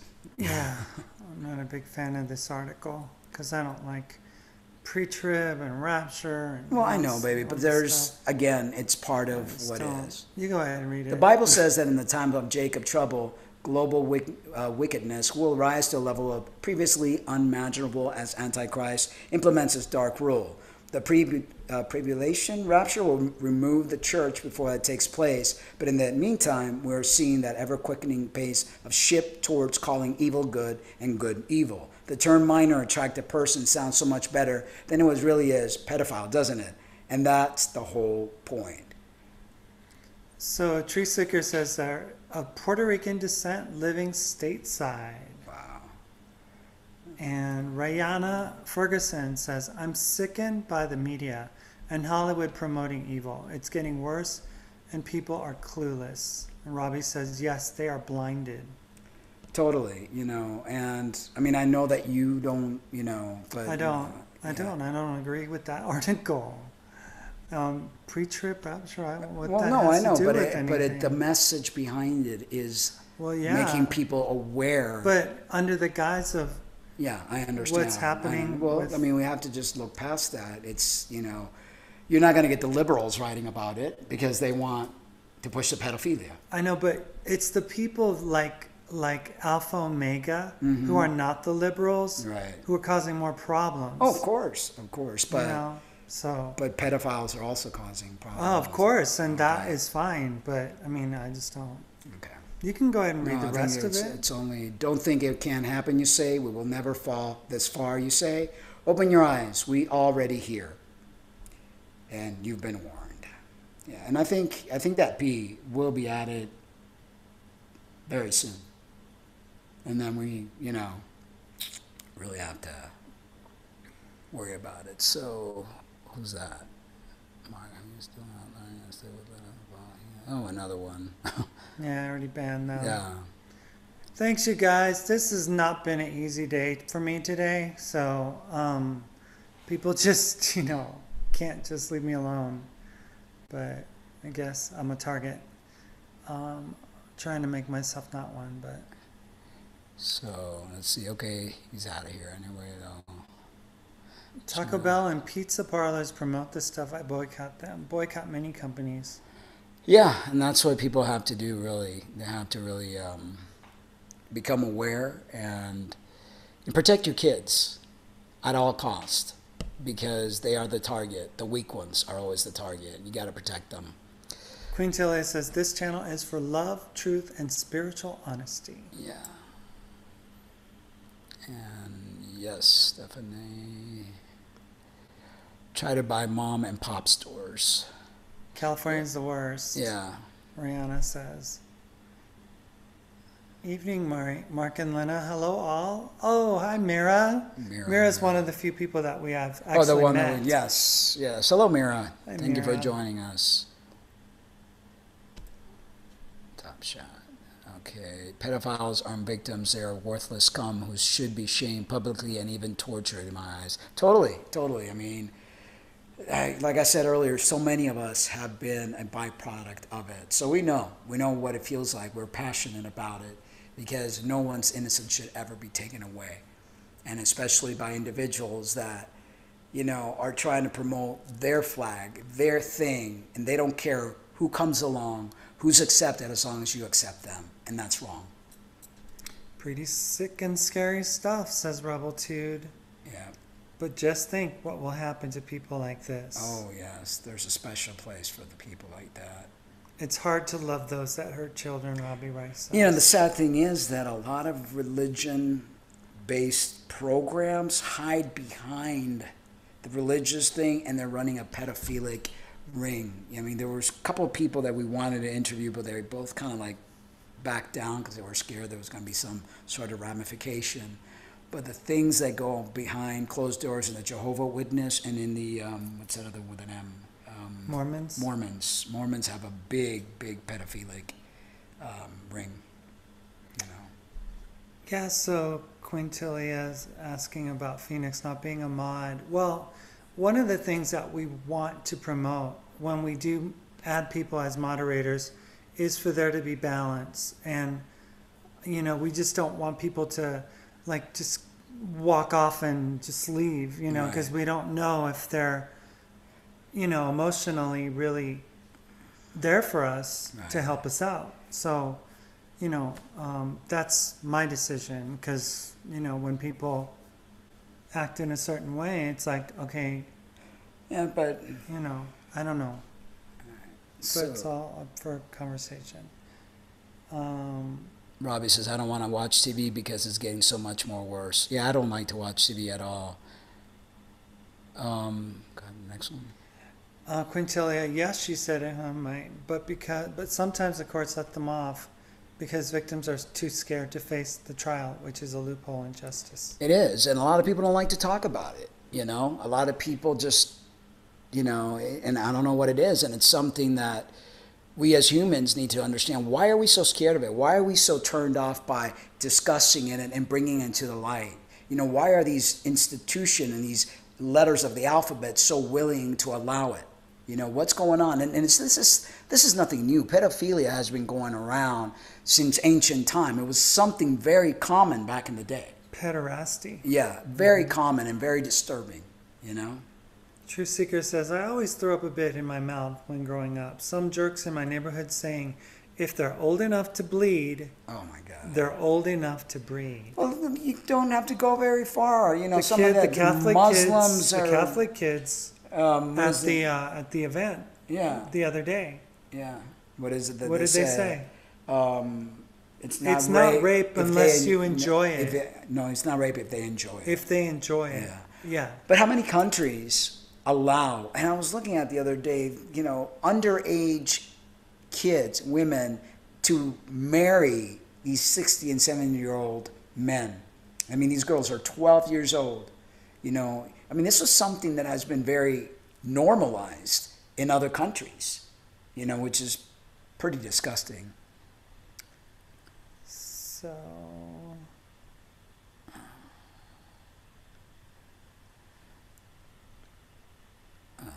she's trying to catch up on the... Yeah, sorry. Yeah, okay. Phoenix, I feel they make that hate and they know it. I will spread like a virus. It will spread like a virus. I don't see their tricks. I look away and help locally. I could be wrong. Scott Satella says media/TV. It's called programming for a reason. Totally. Haven't watched TV for many, many years. I can't stand it. And the commercials, oh my gosh. And it's like easy target for the, you know, the ones that are easy target minds. Still need correct facts, guilty or innocent before action. Yeah. Quintilia. Pirates had flags, but didn't mean they were right. I just screamed, look at us. Yep. It just screamed, look at us. Yeah. They should all be castrated. They say there's no cure for this sickness. Is that correct? Castration is a great thing, you know. Castration is something that, you know, tames the beast within. You know, sometimes I wonder where trans women end up doing what they're doing, because a lot of trans women have a very high sex drive. And, you know, it's almost like, you know, that's something that is self-done, becoming eunuchs? Yeah. Yeah. Robbie Rice, good for you, Scott. It's been 1 year for me off of TV, and I'm so much more awake. Totally, totally. And Chaser is asking an unrelated question, but will you experience hair loss like facial hair being off T? No, the hair and the face stays. Body hair falls a little bit off. I don't get as berry. You know, I'm like a bear. I have hair in my back. My back hair falls off, which is a good thing because I don't like all that back hair. But my facial hair stays. That never goes away. Natives kicked them out of the tribe. Yeah. And that's, back in the day, the tribe took care of everything. Somebody went out of line, the tribe took care of it. Not this corrupt criminal system that's run by criminals, Dr. Colwell, defense team says, Trump is fighting back against the LGBT. Thank God for this president. Everybody has their opinions. Yeah. Queen Tilly, a Catholic church is a pedophile ring, and those folk who are blind to it aren't trusted by the church yet. And Catholic faith numbers decreasing. Yeah, they sure are. People are waking up. People are waking up to the truth. And I know a lot of people don't like Trump. I'm not a big, political follower. I think both wings belong to the same bird. But Trump has created a lot of awareness for a lot of things that I believe is part of the awakening that's taking place. Anti-popular girl, what did she say? It's something not related to the show. Okay. Go ahead, keep reading. Those who speak the truth are always the target, Phoenix says.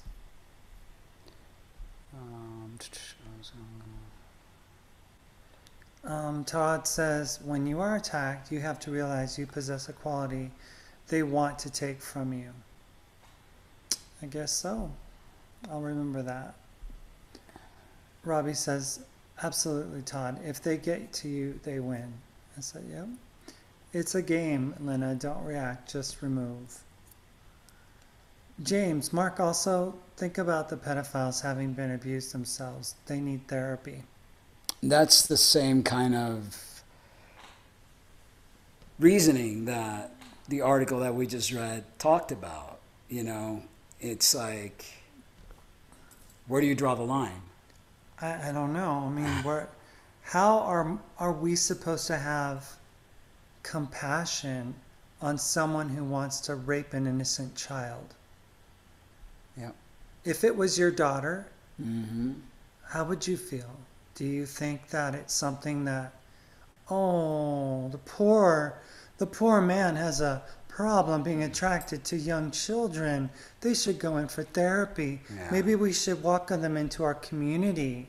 Maybe they can, I don't know. I mean, where do you draw the line? You don't. That's not acceptable. That's not acceptable. It's not acceptable in any means, in any way. There's, it's just not right. It's just they've not. been abused themselves. Well, Marin was your abuser. Yeah.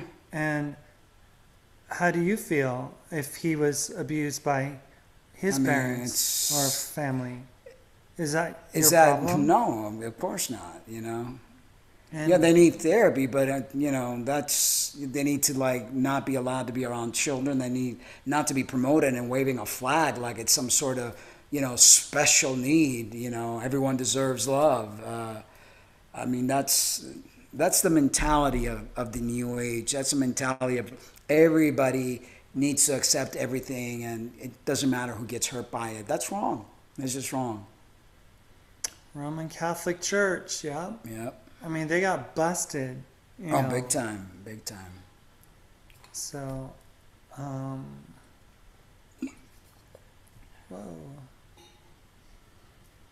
Going back. Okay. I guess relieving trauma brings back PTSD, she said it. Girl with no name, Spooner. You got this, Lena. You have the truth in your heart. Thank you for the encouragement. James, I don't know. I was molested from age 4, Todd says. Most of the people I know who are molested would never place that kind of suffering on another human. Yeah. I do not believe pedophiles are made because they were once molested. And even if they were, I mean, there's no excuse for them. There's no excuse. What was that guy, Jar from Subway? It's like, and the least expected person is the one, because I always tell people, be careful who you leave your kids with, because it's your neighbor, even your own family members. You have to be careful. You can't trust your kids with anyone. Not a single soul, because that's what happened with me. My mom trusted this individual, and it's like, let him in the house when I was by myself or whatever, and that's how things happen. You can't. I mean, my young boy went to go visit with one of his friends, as a playmate, right? Mm-hmm. And his older brother was the one who, while the mom apparently went for a walk and left the kids by themselves with the internet, he's the one that, his name was Christian. Christian introduced my son to porn on the internet. That's crazy. Yeah, and the next thing I know is that a little 9-year-old is drawing these pornographic images, and it's like, it starts young. It does. And nowadays even more so, because the internet, TV, the subliminal stuff that they're, sending to your kids. I mean, even it's not even safe in school. They're teaching all sorts of weird things. And Brenda says, hi, beautiful Lynn and Mark. Hi, all you beautiful-hearted people. Hello, Brenda. Thank you for joining us. Spirit of Truth, the real pedophile rings are organized by the elite. Yes. The Child Protective Service kidnaps children, and the police protect them. You're only talking about the amateurs. Yeah. You are absolutely correct. Yeah. Those are the ones that we see, because they're the ones that aren't in the shadows, but we know that there is a massive, or else there wouldn't be how many children disappearing every year. Yeah. And like I said, there's a lot of religious organizations that are totally behind all of this. I've personally seen your heart change to love and truth, says Becky. Thanks, Becky. Phoenix, I am. Is that a joke? I don't get it. What joke? My old man loves response too. Oh, bye, Chaser. Bye. Thank you for joining us. Probably. Yeah. I think I missed something, Robbie, I guess. Phoenix, I was held in a holding house when I was young. The cops helped run the pedophile ring. Yep. And Truth Seeker says, how does one reconcile the so-called Virgin Mary being supernaturally impregnated with Jesus at what, 14? That's always bothered me as well. Right there. Hello?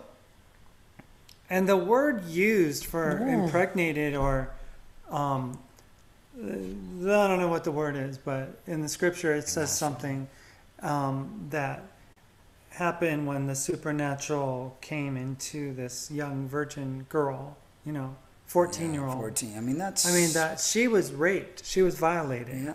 Yeah. And that's what the Christian faith is built on. Yeah. Is the actual raping of a divine entity with a young girl. There was a lot of the high priest.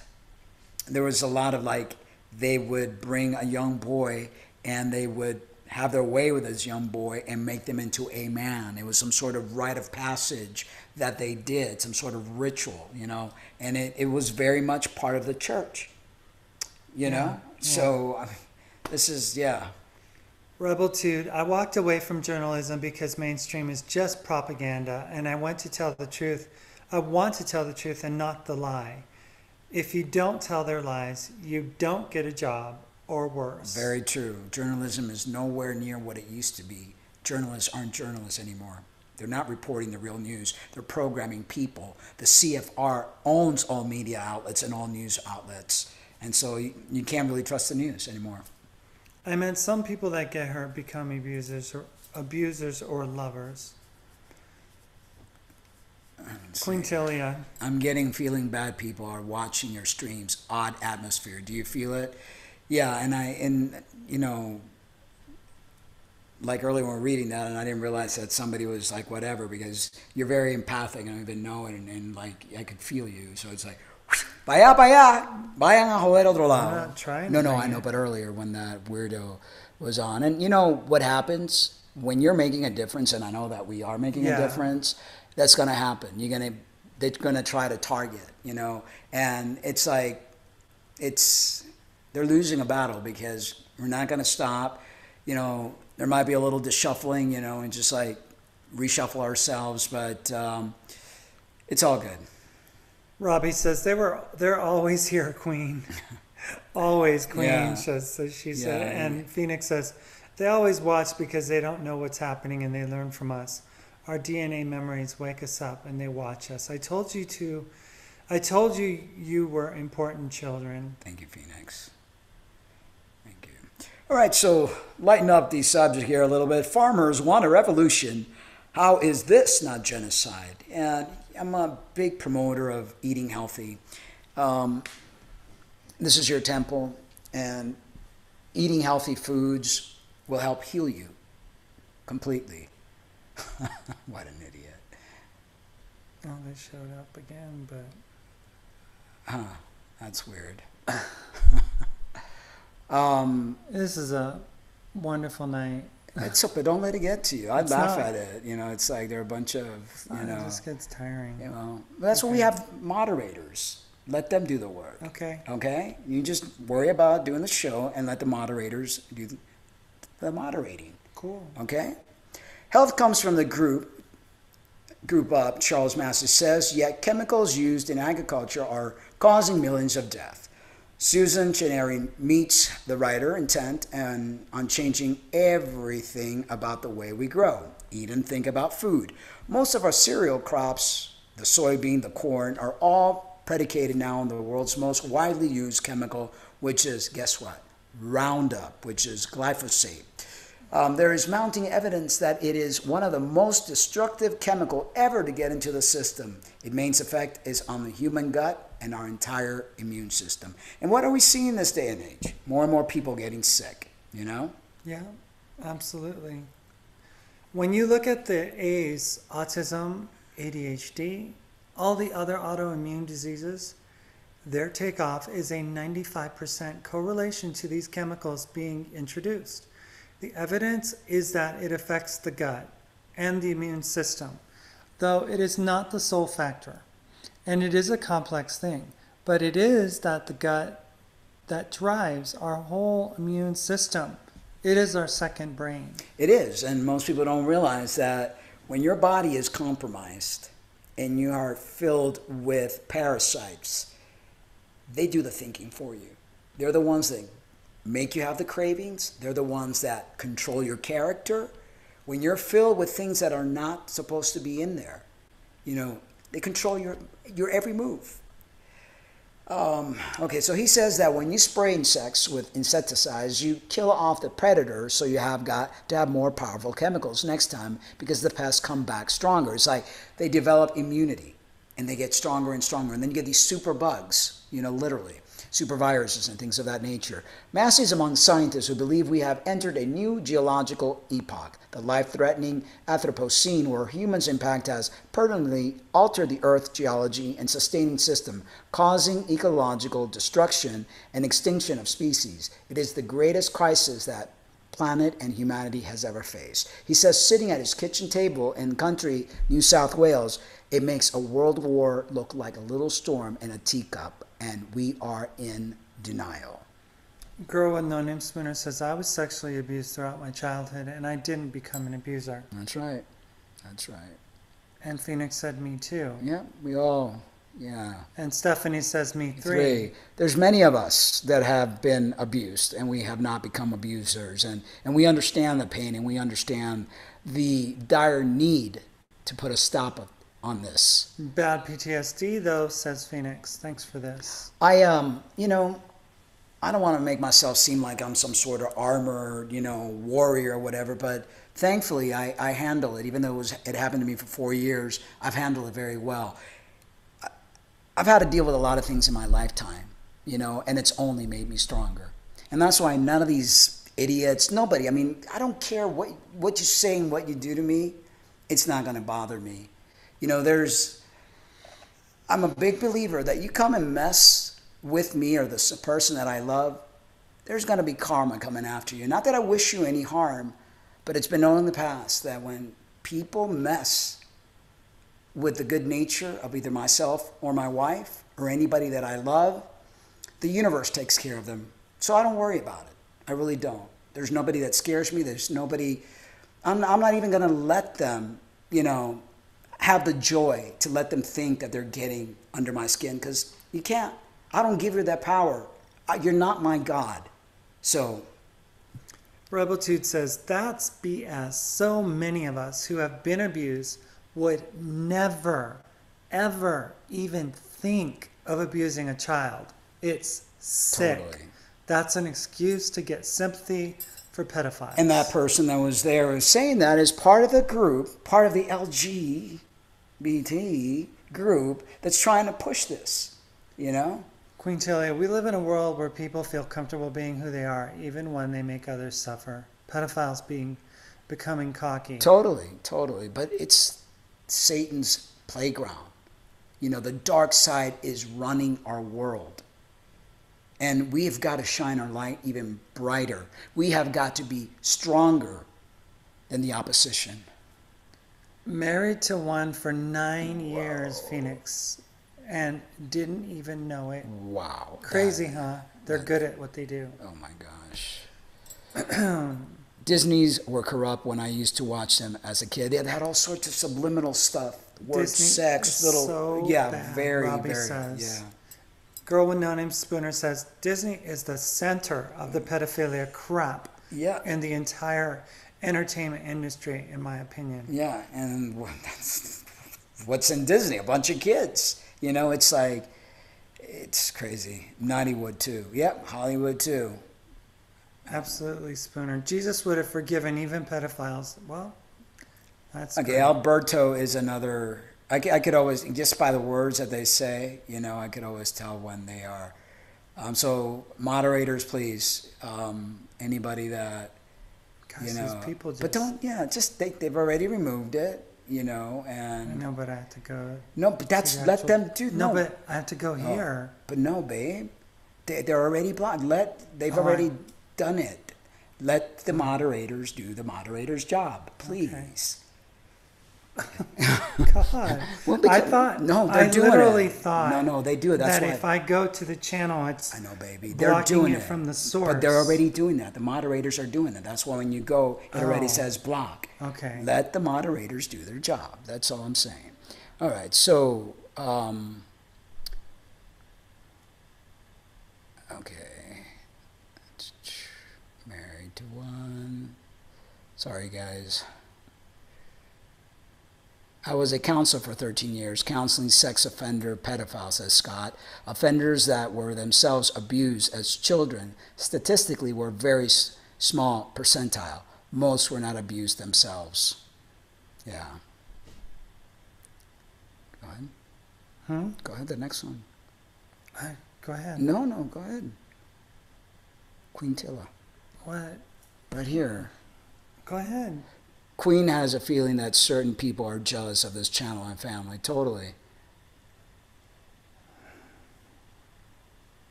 Tall, lean, fit, and white hair crowning a face that has spent a life outdoors. Massey looks more like the establishment grazier. He is rather than a powerful advocate for revolutionizing everything about the way we farm, eat and think about food. We are a tipping point, he says, and if it's ignored, we are history.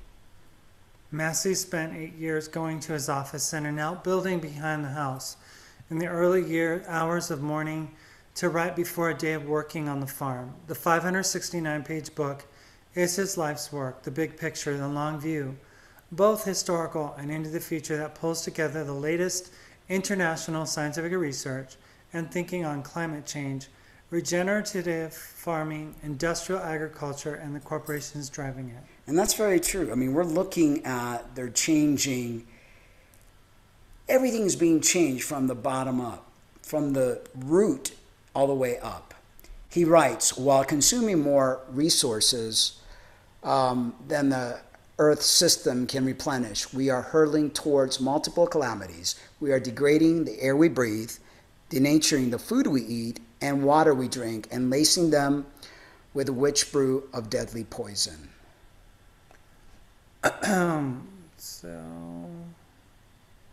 have lost touch with the land. We manipulate the earth to our own ends. We dominate it and are ultimately destroying it. Aboriginal people, he says, saw it differently, as something to be nurtured and nourished, a living entity. He calls their custodianship one of the greatest ever sustainable partnerships between humankind and the ecosystems they occupied. For Massey, it was the years of drought, 1979 to 1983, that plunged him into depression and major debt. He finally understood that he needed a completely different mindset and management approach if he was going to come to terms with the reality of drought. The land, soil, microorganisms, and other creation of vegetations are adapted to this, he writes. And so he began his journey towards enlightenment. After 35 years, he went back to university and completed a PhD in human ecology, consulting everyone from scientists to Aboriginal elders. Change has to literally be grassroots. Food health comes from the ground up. The health of people is entwined in the health of landscapes and soil. The minute you fertilize and spray all that biology is gone. The vital thing about regenerative or organic farming is this healthy, living, dynamic soil. Landscapes with diverse arrays of plants are nutrition centers and pharmacies with vast arrays of primary and secondary compounds. He tells the story of the grasshoppers. Before he began holistically grazing the property, he was regularly hit by plagues of wingless grasshoppers. They turned an okay season into an instant drought.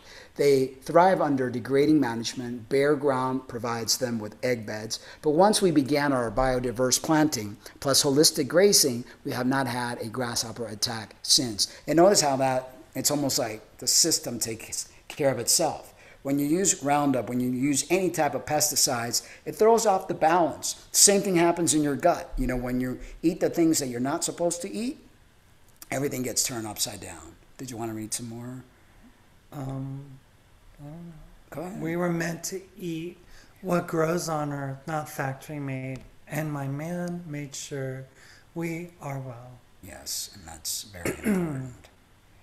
Such haters tonight, awful, but I have your back too, guys. Much love. Yeah, and you know, again, the more one feeds into it, the more it's like it's a magnet, you know, and it's like they're idiots. They're just a bunch of idiots.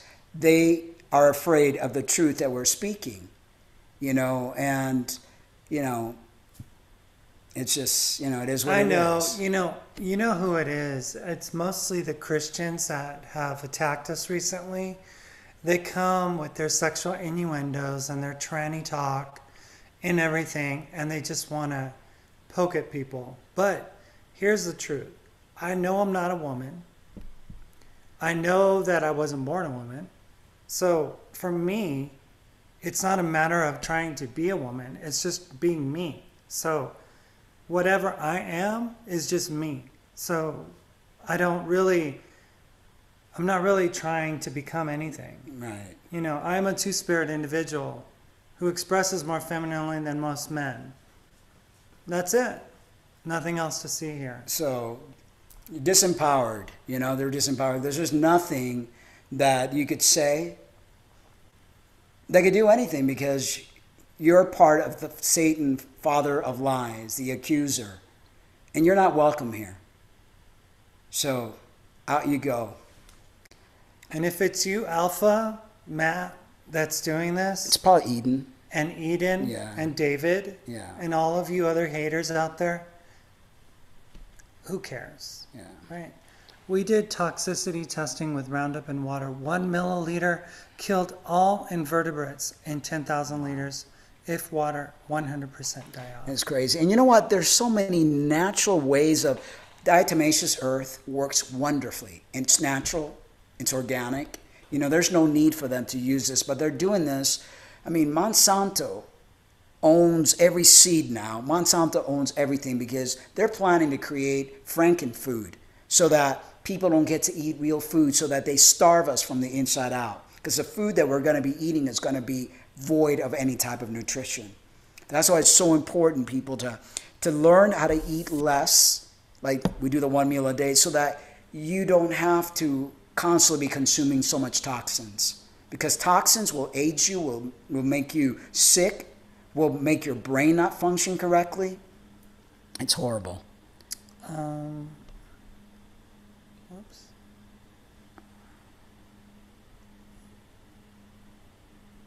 Come on, enough. What is wrong with you people? I don't understand that this is what you want to do when you could be doing something else.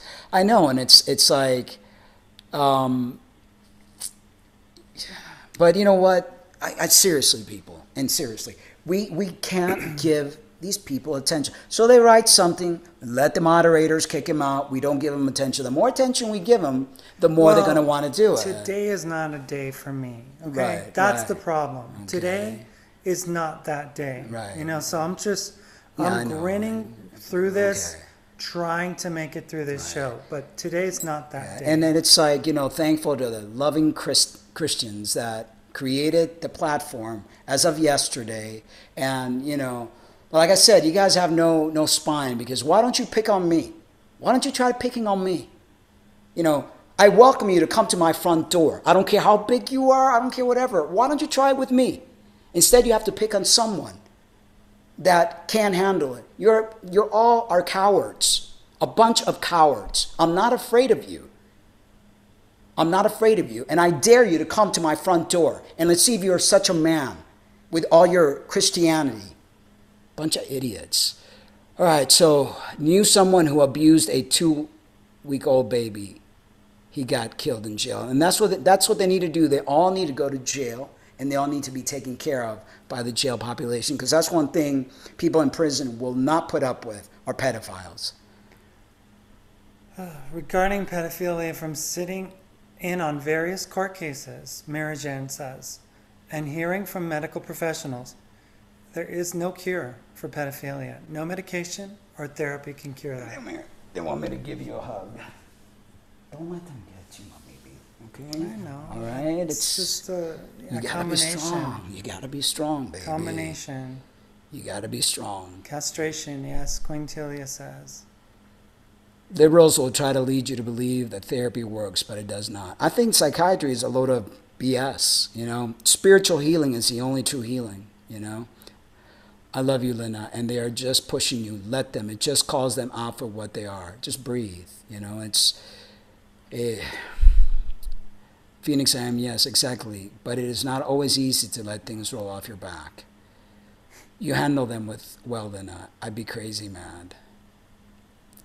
It's all good, Lena. Love you, sister. Remember, Confucius works. He who angers controls you. That's what I say. You make them your God when you let them, It's not anger that I feel towards them. It's really not. It just pains me because the words that they use are very abusive and very rude and very hateful and hurtful. And for a person who's dealt with gender issues all their lives, it affects you. Even though you think that you're over it, it affects you.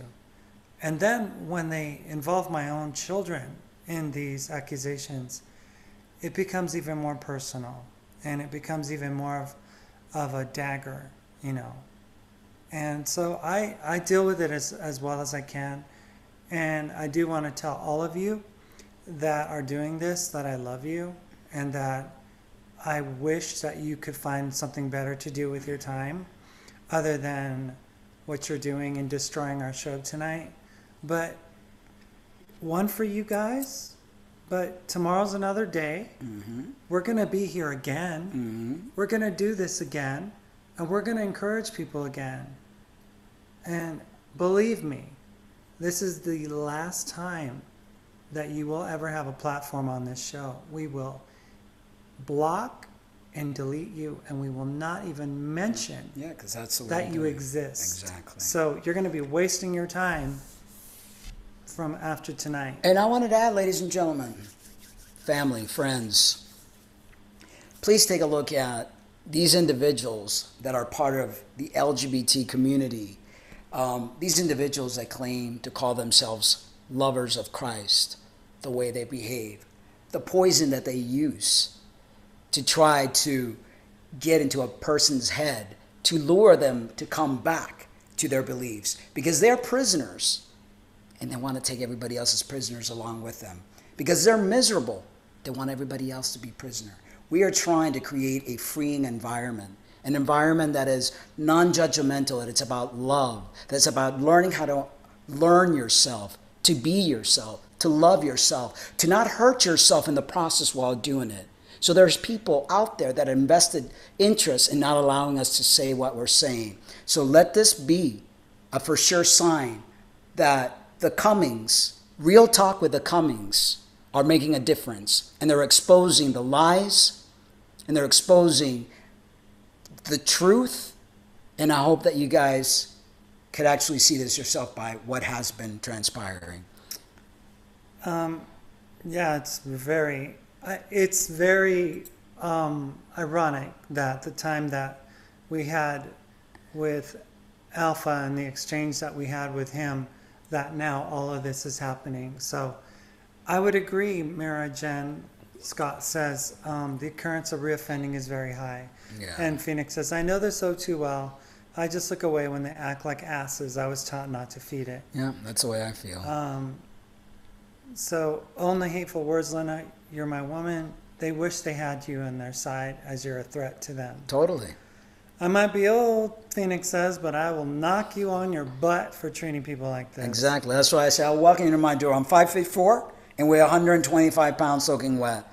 But don't mess with this little Cuban because, you know, I don't play. I don't play. And I protect what's mine, you know. And unpopular girl, Lena, you're an amazing, caring, passionate soul. She said it. I'm not confident in chemical castration. My dad was on highest dose in ages, care, and was still highly inappropriate. Wow. I think it was a mental thing, not related to his sex organ. That's true. Because there are a lot of these old men that can't even, pardon the French, get it up, and they're still very disturbing. Hey, Fifth World. Hi, Fifth World. She said it's asking about my friend with cancer. No, my friend is on his last few days. I think he was able to pick up the guitar one day and strum a song with I guess they have a musical therapist that comes and visits. Music therapy. That's very, very therapeutic. And bullies always go after people who will react. Oh, I know. I know. Be who you are and say what you feel, because those who mind don't matter, and those who matter don't mind. Totally. And unfortunately, keyboard warriors, cowards. I know, because they wouldn't come in person, you know. We've had death threats and stuff like that, but it's like, I'm waiting. I'm right here. Come get me. Lena, stay in love. We love you. Be with us. Thanks, Yo, bro, God. I'm back. My dad called and I had to take the call. Fifth World, today has been very trying. It seems to be widespread. Lena, white man calls dog eating Indians. Dog's good. Haha. For some reason, you two are not seeing the chat in order. No, it's because we're trying to catch up, you know, and we go from top to bottom. And we're trying to read everybody's. Gosh, Chaser, I mean, I don't really appreciate you telling me what to do. It's like, not today, Chaser, not today. Just jumped in. Hello, glad to be here. Your show has not been destroyed. No, of course not. You're not alone. I'm not alone. Healing hugs. I know they don't anger you, Lynette, but nobody picks on a fellow Boricua without another fellow Boricua jumping in. Love my fellow Cubans as well. Thank you. Yes. Truth seeker. Christian means little Christ. Do you think Christ would act this way? No, of course not. Marcolina, just a heads up, dears, but I fear that someone here sticks out as a regular who is also on the dark side, pretending to be a friend. I will email. Okay. All right, thank you. Hi, all. Sounds like some stuff has been going down. Trust your guides and guardians. They have your back and are most powerful. That's because we're doing something, you know, totally doing something, I believe. So if people ate truly nutrient-rich foods out of the healthy soil, and this is the problem, the soil that doesn't have the minerals, you would slash the national health bill straight away. And who doesn't want that to happen? Big Pharma, right? The big chemical companies and big food companies know exactly what they're doing. It is now causing millions of deaths. Tell me why. That is not genocide. Massey agrees that he is not naive enough to think it would be a nice seamless shift. I think we're going to see some pretty frightening stuff. But for him, a defining moment came when, while sitting against an old snow gum, he heard the beautiful piercing song of a reed warbler, a bird, returning after a long absence from the area. It was, he says, a metaphor for us humans to once more become the enablers, the nurturers, the lovers of Earth. And it's like, it's all so simple, folks. We were promoting a natural birth documentary a friend of ours made. We need to return to the natural. The natural, being part of Mother Earth, is what's going to help heal us. That's what's always healed us. We have gone so far away from the natural. You know, people are no longer human. People are out for themselves. People are out to hurt one another. Why? Because they're not getting what they need. But whose fault is that? Their own fault. Because we all have the ability to receive what we need. But we're so busy looking at the unnatural. We're so busy polluting ourselves. We're so busy ignoring the truth within us, that this is the kind of world we are creating. And I say enough is enough. We need to start to create a world that is kind, that is loving, that is safe for our children, that is safe for our psyche. We need to build up our armors and not allow anyone or anything to hurt us. And I know my baby girl, she'll get stronger. Because she's my twin, you know, and I'm strong. And I know you're strong too, okay? Yeah, I'm fine. You're more than fine. Okay? Bichito. Bichito. Bichito. There we go. All right, so, anything else to read before the Transgender Corner?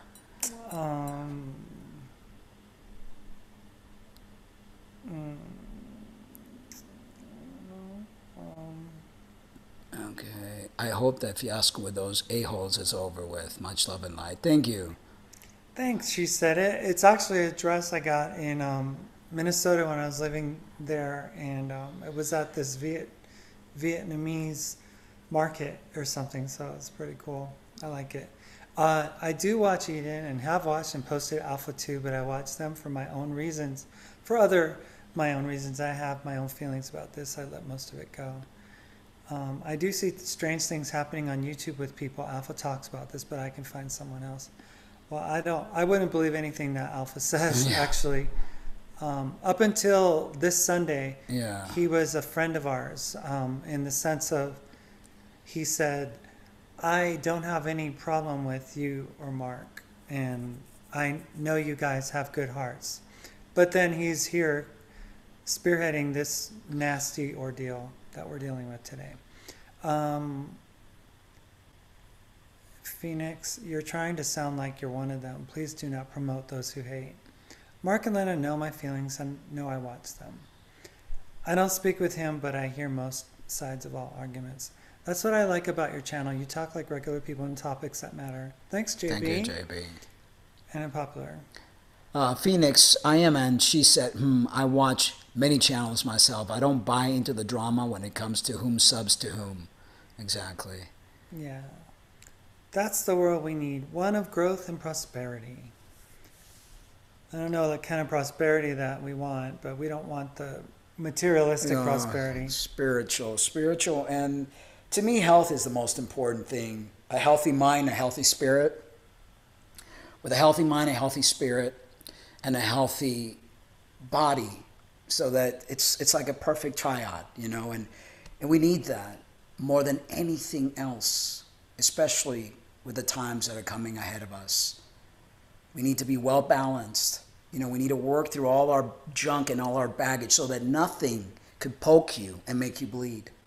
You know, we need to be like strong like armor. Somebody comes and pokes you, nothing happens. And that's the name of the game. All right, so Transgender Corner. No glitter life. Don't be swayed by middle-aged transitioners, including me. And this is an article written by Helen Johnson, who's an older trans person who wanted to share her story. My name is Helen Johnson, and I am a trans woman. That's partially true. I'm trans, but I'm not telling you my real name. After you have read my piece, I hope you'll understand why. Transgender activists reserve a special kind of treatment for apostates who speak out against their dogma. I have no wish to deal with their threats and intimidation, but neither can I remain silent when those transgender activists are driving a contagion that is consuming our young people. And you know who I compare very much to trans activists are the Christian activists. They both have the same kind energy. of, same energy. Enslaving energy. Yes. Much has been written about the explosion in the number of children who have come to believe that they were born in the wrong body. I've said nothing because, like other trans women who transition as adults, I have nothing to offer. I have no childhood experience of living as the opposite sex, and my own kids are thankfully unscathed by this epidemic. Okay.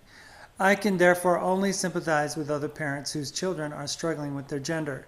Some have asked me directly, but I have always suggested that they seek support from other parents in the same position, certainly not from me. Unfortunately, other trans women think differently, and some of them seem to think they know best. Entire pieces have been written about trans activists like Rachel McCunnan, who told trans kids to dump their moms or Mother's Day and join the glitter queer family of adult trans activists. Worryingly, Dr. McKinnon is far from alone. The message is pervasive and it's sinister. Transitioning your kids or lose them. Sometimes it is subtle. For example, like Julia Serrano, a leading figure in the trans community, suggested that children will grow distant unless parents affirm their transgender behavior.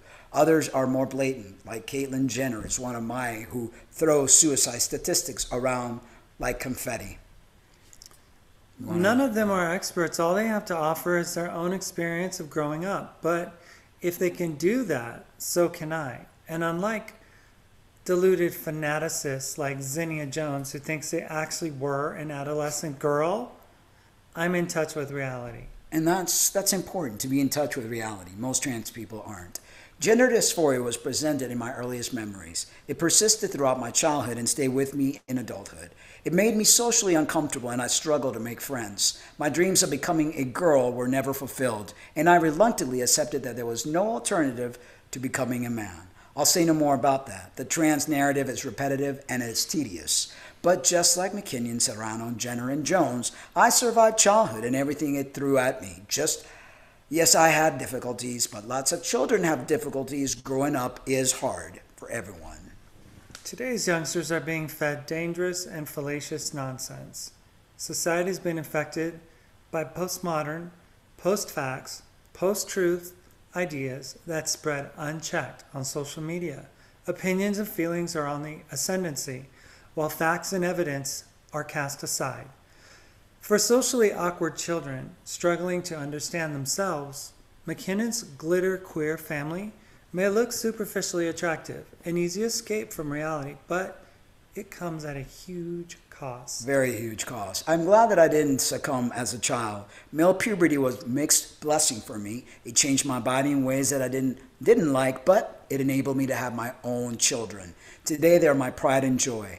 Fine kids who are now making their own ways in the world. They would not be here had I been transitioned in childhood. It's now becoming all too clear that the first generation of child transitioners may have thrown away more than the chance to be parents. Sex reassignment surgeons need material to work with. Only after male puberty did I have sufficient tissue for my vaginoplasty. Children who never experienced natural puberty, like Jazz Jennings, for example, are finding that they have a serious problem. To be blunt, there is no way that a functional vagina can be created from a penis only 2 inches long and 1.5 inches in circumference. Sadly, Jazz may never be able to enjoy the sex that adult male to female transitioners take for granted. Even transition later is a mixed blessing. I am in remission from the gender dysphoria, but that is only half the story. My life is harder in other ways. Whenever I'm clocked as trans, I'm treated differently and not better. Mostly I deal with this by living in stealth. In my day-to-day life, I just don't mention it. People can't discriminate if they don't know. But that brings troubles of its own. When I'm asked about my childhood, I'm obfuscated. When I ask about my children, I fudge. When I ask about my private life, I create backstories. I hope they are consistent. When acquaintances become friends, I anguish over whether to come out to them, then when to do it, and finally how to do it. Lying about your past is not great. No, it is not. Never. But admitting it is harder, especially in the early stages of a new friendship. Securing a life partner is something else. Trans people are seen as exotic curiosities rather than possible suitors.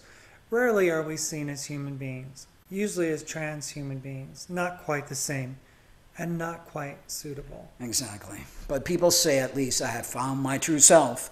Maybe, but I've always been my true self. I transitioned to escape the pressures that I face, but I will never really be a woman. I merely live as one, and I'm always one step away from being outed.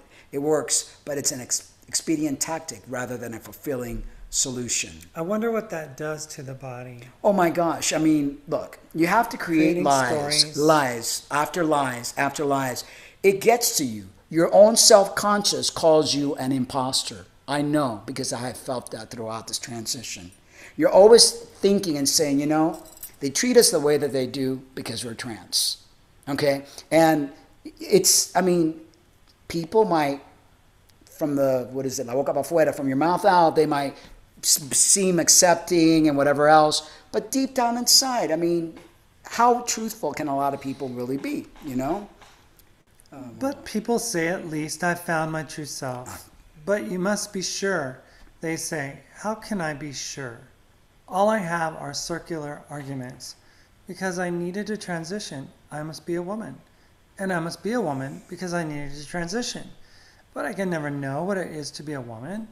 All I can know is what it is to be me. My experience will always be different from the woman around me. It isn't a glitter life, it's a hard life. It works because I make it work, but it's not great. And, you know, I don't think there's any trans person out there, if they're being truthful, that they could say that it's great. You know, because there's more losses than there are gains. You're like constantly having to lie to people, constantly having to worry, am I being clocked, you know? To kids contemplating transition, I have no answers, only questions. Do you really need to transition? Give up the chance to grow up and form relationships as a human being rather than a trans human being. Have your own children. Have sex like other adults have sex. And live free from this lifelong medications. If gender expression is the issue, then be yourself and embrace your gender. But don't try and change your sex in the process. One day, society may free itself from the shackles of gender norms, and feminine men, masculine women, and gender-neutral members of both sexes will be able to take their rightful place in it. Make it your generation that does that, not the ones that follow you.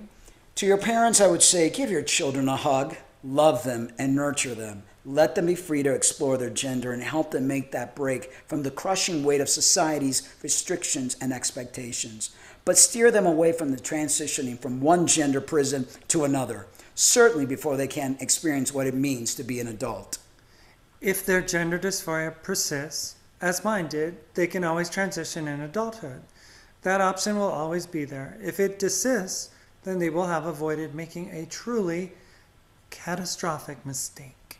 But above all, parents, don't be swayed by middle-aged transitioners. That includes me. But it also includes McKinnon and the others. You know your children. We don't. You brought them into this world. We didn't. You love them and care for them. We don't even know them. Have confidence in yourselves, because when it comes to your children, you will always know better than people like me. Never forget that. And this was a very, very good article. You know, I love to hear trans individuals that are awakened, that know the truth, that are not living in some delusion. We should get them on our show. That's not the real name, though. I don't know. I found this in Fourth Wave now, so I'll see, because they said that's not the real name, because they were worried about the haters. You know, because that's one thing that I've noticed. I mean, and we're prime example on our show. Yeah. We've had trans haters. You know, we've had the Christian haters. People can't live and allow other people to speak their truth and to say things how it is, because then it makes their message seem like a lie. And so I say, if my message makes your message seem like a lie, then are you telling the truth? You know, I just wanted to say that I am absolutely happy being me, expressing me as me.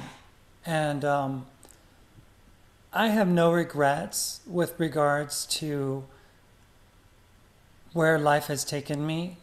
I have suffered lots of losses in my life, specifically with my children, but all the things that I've learned on this journey, all the things that I've been able to accomplish in the sense of becoming a better person, a better human, a more compassionate and loving and accepting person, has really given me the ability to appreciate everyone from whatever walk of life that you're on, and whatever financial, racial, cultural, social, financial status that you may have.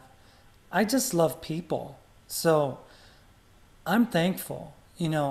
I'm thankful that I'm not a woman. I'm thankful that I'm not a typical guy. I'm thankful that I'm me. And for me, that's a huge accomplishment. For many years, I hated myself. I didn't like myself. And, this person that you see before you now, I'm in the best shape of my life.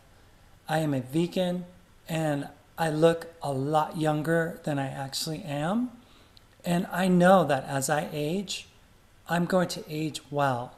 And on top of that, I have the best human being that I could have ever met on this journey of life. And he's right next to me right now. And I am so in love with this person who loves me, accepts me, unconditionally embraces me in all of my beauty, masculine, feminine, whatever you see. And I'm grateful for that. We've got this, girl. Yep.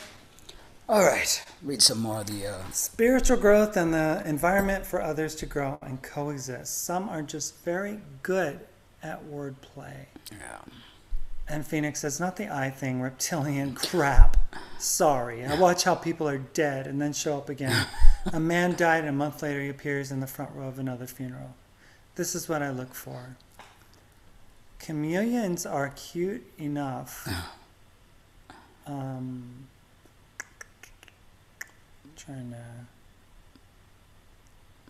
Are cute though Phoenix. Y'all heard of Quintella? Y'all heard of that football player in England who went missing and plane cannot be found? Locals say aliens and UFO took him as a green and yellow light flashed before him. Oh, I haven't heard that. Wow. Wow. Well, there's been a lot of strange lights in the sky and whirly things and things of that nature. Phoenix, the Cummings have expressed that their name shall not be mentioned no more. I know you mean well. Oh. Yeah, well, on this show, it's okay. Yeah. Because this show's already been polluted with their nasty ugliness and hateful. But as of tomorrow... they have no platform here. None. Zero. Zero. Because if they ever, comment, moderators, please blot them out. Yeah. So, Blue Bottle Bunny Farm. Oh, hey, y'all. Love y'all. Thank you for joining us. Thank you. Things are repeating. Watch for me. Please, if you can. It's weird. And people are seeing it break down. Phoenix says. Queen Easy Honey. Stephanie, Blue Bottle Bunny Farm. Thanks for the wonderful fuzzy image your screen name gives me whenever I see it. I know, right? The little bunny. And I'm studying everything Phoenix says, and I read faces too. I love researching.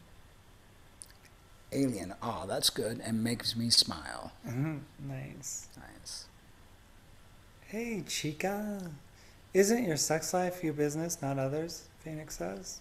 Yeah, it's true. But we don't, I mean, if we could educate people, and teach people something, there's no qualm. There's no qualm at all. I mean, I have no problem telling people about whatever, and there's nothing that I won't talk about. I'm an open book. I don't like liars, and I don't lie. I believe that's what we're here to do, to learn and grow with one another, I'm not sure what BBBBF means. Best buddy boy. I'm not great with humans. Animals are my people. And hence why we're vegans. Anyone ever hear of Terry Davis? He had a connection to God, but darkness took his life, his own darkness. Wow. And I believe that is, how people say Satan and demons. I think it's our own demons that we face, our own battles that we're facing. So we need to confront it, and we need to look it right in the eye and deal with it and heal from it. I just want to encourage you guys, moderators, just be friendly with each other. Understand, we know Phoenix. We love Phoenix. We've talked to her on the phone. We've talked to Phoenix on the phone. Yeah. So it's okay. Let's all get along. Let's not let this divide us as a family. Right. Especially you moderators who we count on for giving us, the ability getting our to backs do what we do, so that we could concentrate on providing you the material. And I can't, for me to get into my healing space, for me to be able to tune in, that's why when you were asking me all this stuff today, Quintila, totally off, because I'm an empath and I feel my Lena's not, we're usually like a well-oiled machine. And today I feel like, this part of the machine is not, working the way that it is. So I'm worried, and I'm trying to, try to keep her healing energy up. So in order for me to do what I do, I need to fully just be in that space so that I could tell you, Quintila, about your husband and be able to really tap in. But today's been one of those days since yesterday when she got attacked, by the wonderful, friendly neighborhood Christians. Blue Bono says, "Sweet bunny kisses on it to you." Thank you. Thank you. See, I don't want people fighting. Phoenix, Lynn is more feminine than I am. I wouldn't wear flowers on my chest, and I'm female. I hate dresses. I like money and cars. And there you go. I have to lie to people about my sexual interests. I have a few kinks that are so tame that they are somehow lame. It's to each their own. I mean, we're all an individual, and we all have different likes and dislikes, and no judgment at all, because what do we do when we judge? We're actually hurting ourselves. On Real Talk, we bring real information out for people to become educated. When we say what we say about transgender issues and stuff like that, we're not doing to be judgmental. We're doing to educate people. Because as we just read here, here's this person who transitioned, had the surgery, and they're the first telling you, don't do it. And if you're going to do it, make sure that you realize that this is not some glamorous life, that you're going to have a lot of problems. You're going to have to deal with, maybe people giving you funny looks, and as passable as a person could possibly be, there's always going to be someone who's going to clock you. And you have to be able to deal with that. And you have to be able to know that, like she said, she is not a woman. She knows who she is. And I think that's the number one thing that most transgender people need to understand so that they could heal, so that their life goes a lot easier, is that you may be presenting as the opposite gender, but that doesn't make you the opposite gender. And as long as you know that, as long as you can live with that, you're going to be able to be happy. You're going to be able to be okay. Because the other is just going to bring you a bunch of heartaches. So, Quintilla says, Nash, awesome. I'm just looking out for Lena on a difficult day. I appreciate you so much, Quintilla. Thank you. We are all one village. Group hug. All Thanks, right. Sam. Come here, you. All good, Queen. We all are. Yes. You are you. Me too. We all should like ourselves. Totally. It's all about love. Like good wine ages beautifully, Lena. Thank you. Lena be sweet talking nothing to Mark tonight. Lena, boom. Bedtime night. I'd be honored to moderate. Well, go ahead and make him a moderator. Consider that. Yes. There you go. You're a moderator now. Scott? And take your nose out if you don't want to hear. Yes, Mark, tell them. Okay, so... This is what happens. Some assisted poetry that I apparently created, I'm no poet, always comes to mind when I am involved in situations. All right, let's hear ya. Let's see your poetry. Okay, so we'll read it. It's called Funny. You want to start? A man walked right into his store. Then he came out and went next door.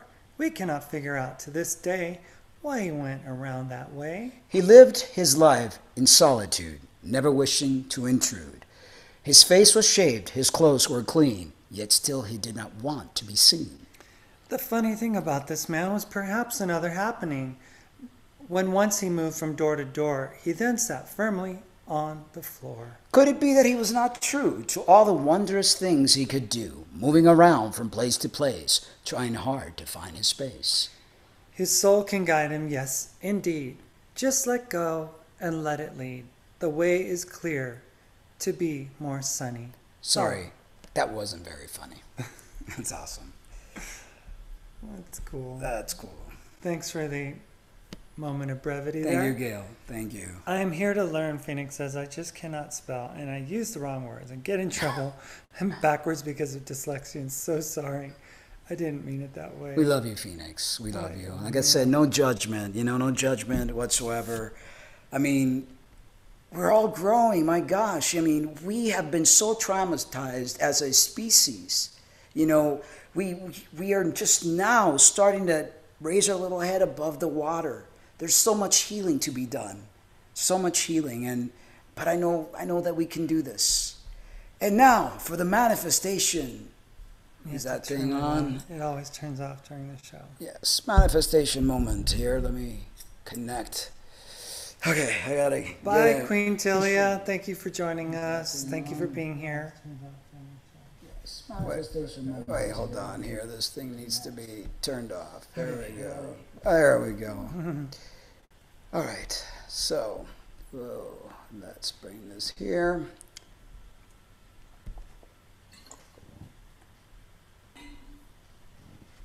Why isn't that playing?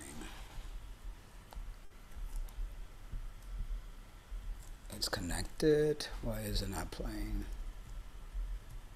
Huh. ¿Qué pasó?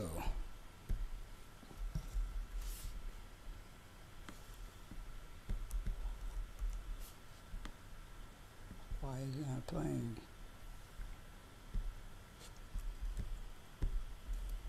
This is weird. Why? I don't know. What's wrong? It's not playing? Nope. Let me see here. Is this thing? It's on. We heard it. What is that? I don't know. Oh. Just not. What's this? Okay, let me see here. I can just play it on my phone, I guess. No, because then it's. What is going on? Tonight is that night. Tonight is that night. Yeah. If anything can go wrong, it's tonight. Let me see, is this... It's all good. Here you go. No, this is working. You. Okay. Thank you. I'm not going to let this stop me. I'm going to get in my zone here.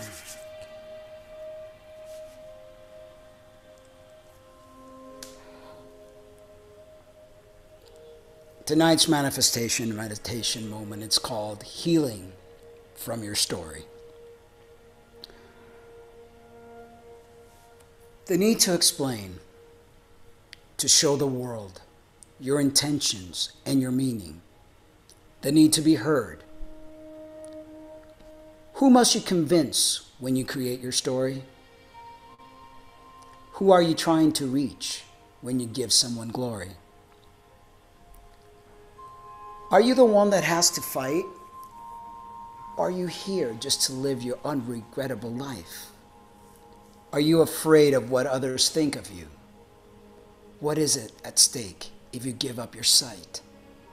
The blind walk free, while the ones that claim to see are lost in this world that they call their own. You bring in your own despair. You call in the ones that come straight from hell. The demons you summon come from your head, your own turmoil, your drama that you need to defend. Live life in your peace. The light that you share should not be darkened by your own despair. It is you with the brush and the easel in hand. You have the right to draw the line on that beautiful sand. Don't forget where you come from. Don't forget why you're here. There is no obstacles that will stop you from being revealed. To learn who you are, the mission you steer, be alive, be in love, be in the one, the absolute, the divine, the energy of love. Don't let anyone tell you that you're less than you are. Be granted, be happy, be up in the clouds. Rise up, great creators, the ones that are here to shine the bright light that will help others heal. Don't forget how wonderful you are. Don't let the stories take over your life. All of us, we can't do that, love. Because that light that shines deep inside you is so bright that sometimes you fail to see it. But everyone else sees it, as do I. Be you, be well, and be in love. And that goes for all of us. We must stand up. We can't allow the haters, the naysayers, to control our lives.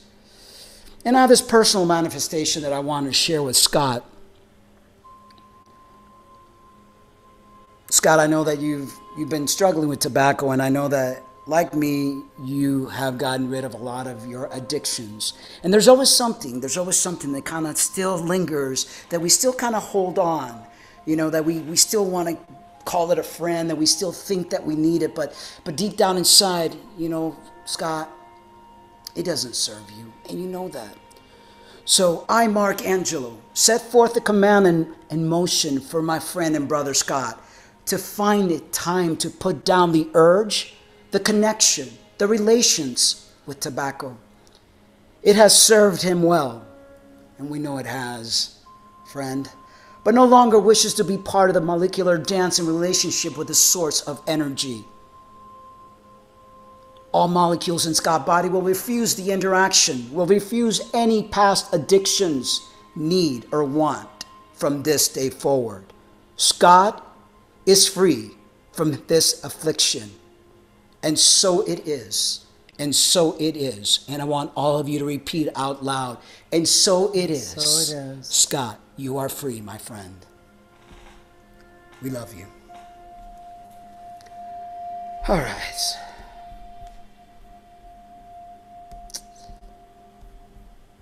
There's so many of us that walk through life and navigate with such struggles. But one thing that we have to realize, that we are the only ones that are stopping ourselves. We can't blame anybody else. It is us. It is our own doing. No matter what it is, addiction to food, addiction to porn, addiction to whatever it is, we are the ones that are responsible in the end. There's nobody else to blame. We are our own worst enemy. We are that Satan that we so are afraid of. And we need to realize that. Because the first sign, or the first ability to heal, is awareness. When we become aware, that is the beginning of our healing process. Anything else that your friends want to share?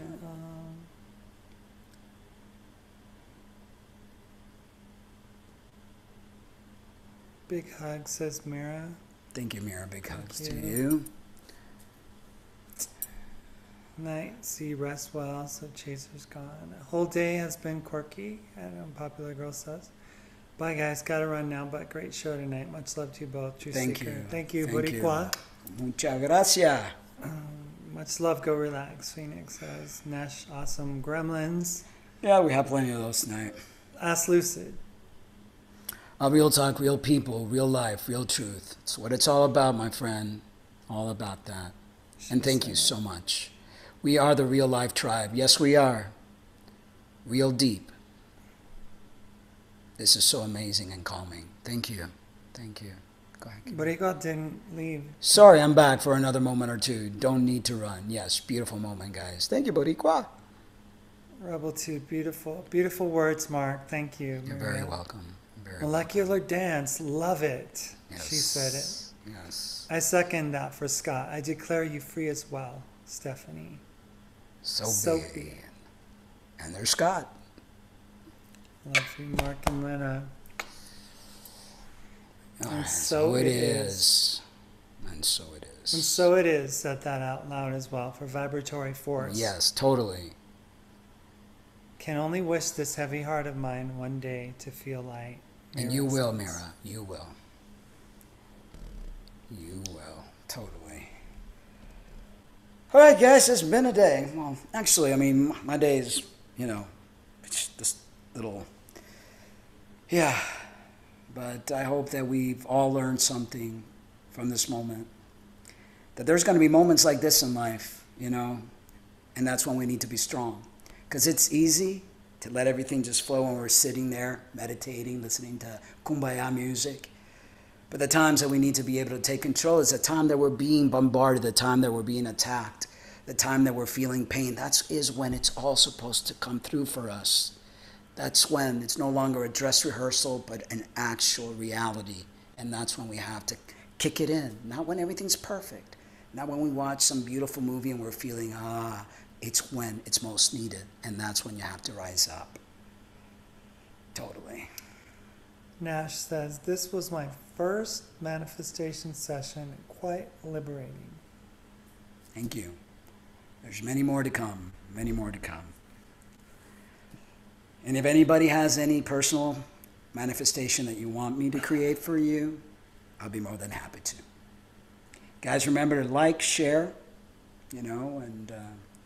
Wow, nobody hated us today. No, except we had a bunch of trolls, but, hey. I know They'll only make us stronger. I know where they come from. Mm-hmm. They come from a land of condemnation and damnation. And so... that I used to live in. Pa' allá. Don't mess with my Cuban, Genio. Genio, por favor, I really am grateful for all of you. Totally. Grateful for all of you. You're beautiful people. And I appreciate your kind words tonight. And your thoughtfulness helped me get through it. So I appreciate that. And I guess after the show, I'm just going to go take a nice long hot shower and wash it off. Yeah, there you go. There you go. Only get stronger. And thank you, Anti-Popular Girl, for accepting the moderator position. And thank you all for the moderation. And we're going to need you more than ever because I have a feeling that we're going to have to, start showing our stuff there. So to keep those darkened souls away. And maybe we could shine some light on them and they could see the light. And they too could learn how to love and heal and become part of the family. So thank you guys. It's a new day. That's right, Phoenix. All right. But we got rid of them there at the end. It was like, okay. Pa' allá. That's a Spanish saying. Over there, or something. I don't know if there's even a translation for it, but my old famous saying is, yo me limpio. What is it?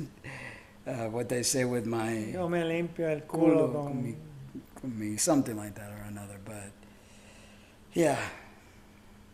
Human beings sometimes, I tell you. We're blessed for you guys. Go throw some saucepans or something. That would be better. Not at Mark. No, I don't really, I'm not angry. That's the thing. I mean, if anything, it just affects me in a way that I guess I just feel bad. I just feel bad, and it makes me wish that I had my children more than anything else, because I know the decisions that I've made has alienated me from them. And every time people know, and it's not like a surprise, that if you want to get at me, you get at me through my kids. And I'm better than I used to be, but I'm not quite there. So I let this moment and these opportunities for growth to sharpen me, you know, because someday I think I will be able to reunite with my children someday, but it's not today. So anyway. All right, guys. Thank you so much for tuning in. Thank you, AK. Thank you, Nash. Thank you, Queen. Thank you, Gail. Thank you, Phoenix. Oh, I don't know all the names here. Thank you, True Seeker. Thank you, Scott. Nate, what's that one? Nash. Scott, True Seeker. Thank you, Stephanie. Thank you, Mira. Rebeltude. Anti-Popular Girl. Thank you. She said, Yes, Lucid. Thank you, Chaser, Mira, Jen, Gail, Quintilia, and of course Phoenix, Todd. Fran. I think we got everybody. Blue Bottle. Blue Bottle, of course. Bunny Farm. How could we forget Blue Bottle? Bunny Farm. Bunny Farm, not Funny Farm. Blue Bottle, Funny Farm. Funny Farm. Anyway, guys, we love you. But remember to always love yourselves too. Goodbye, and I leave you with one of my songs. Have some fun. God, we need to brighten this up tonight, right? It's a good song that I wrote a while back. Hope you enjoy it. And here we go.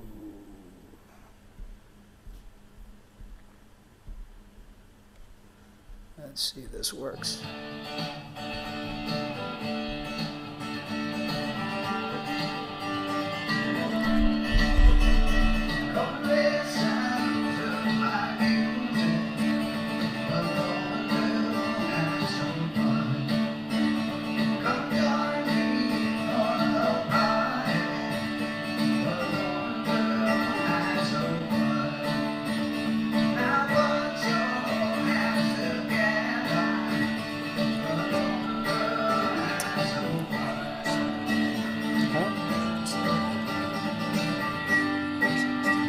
Did you set it?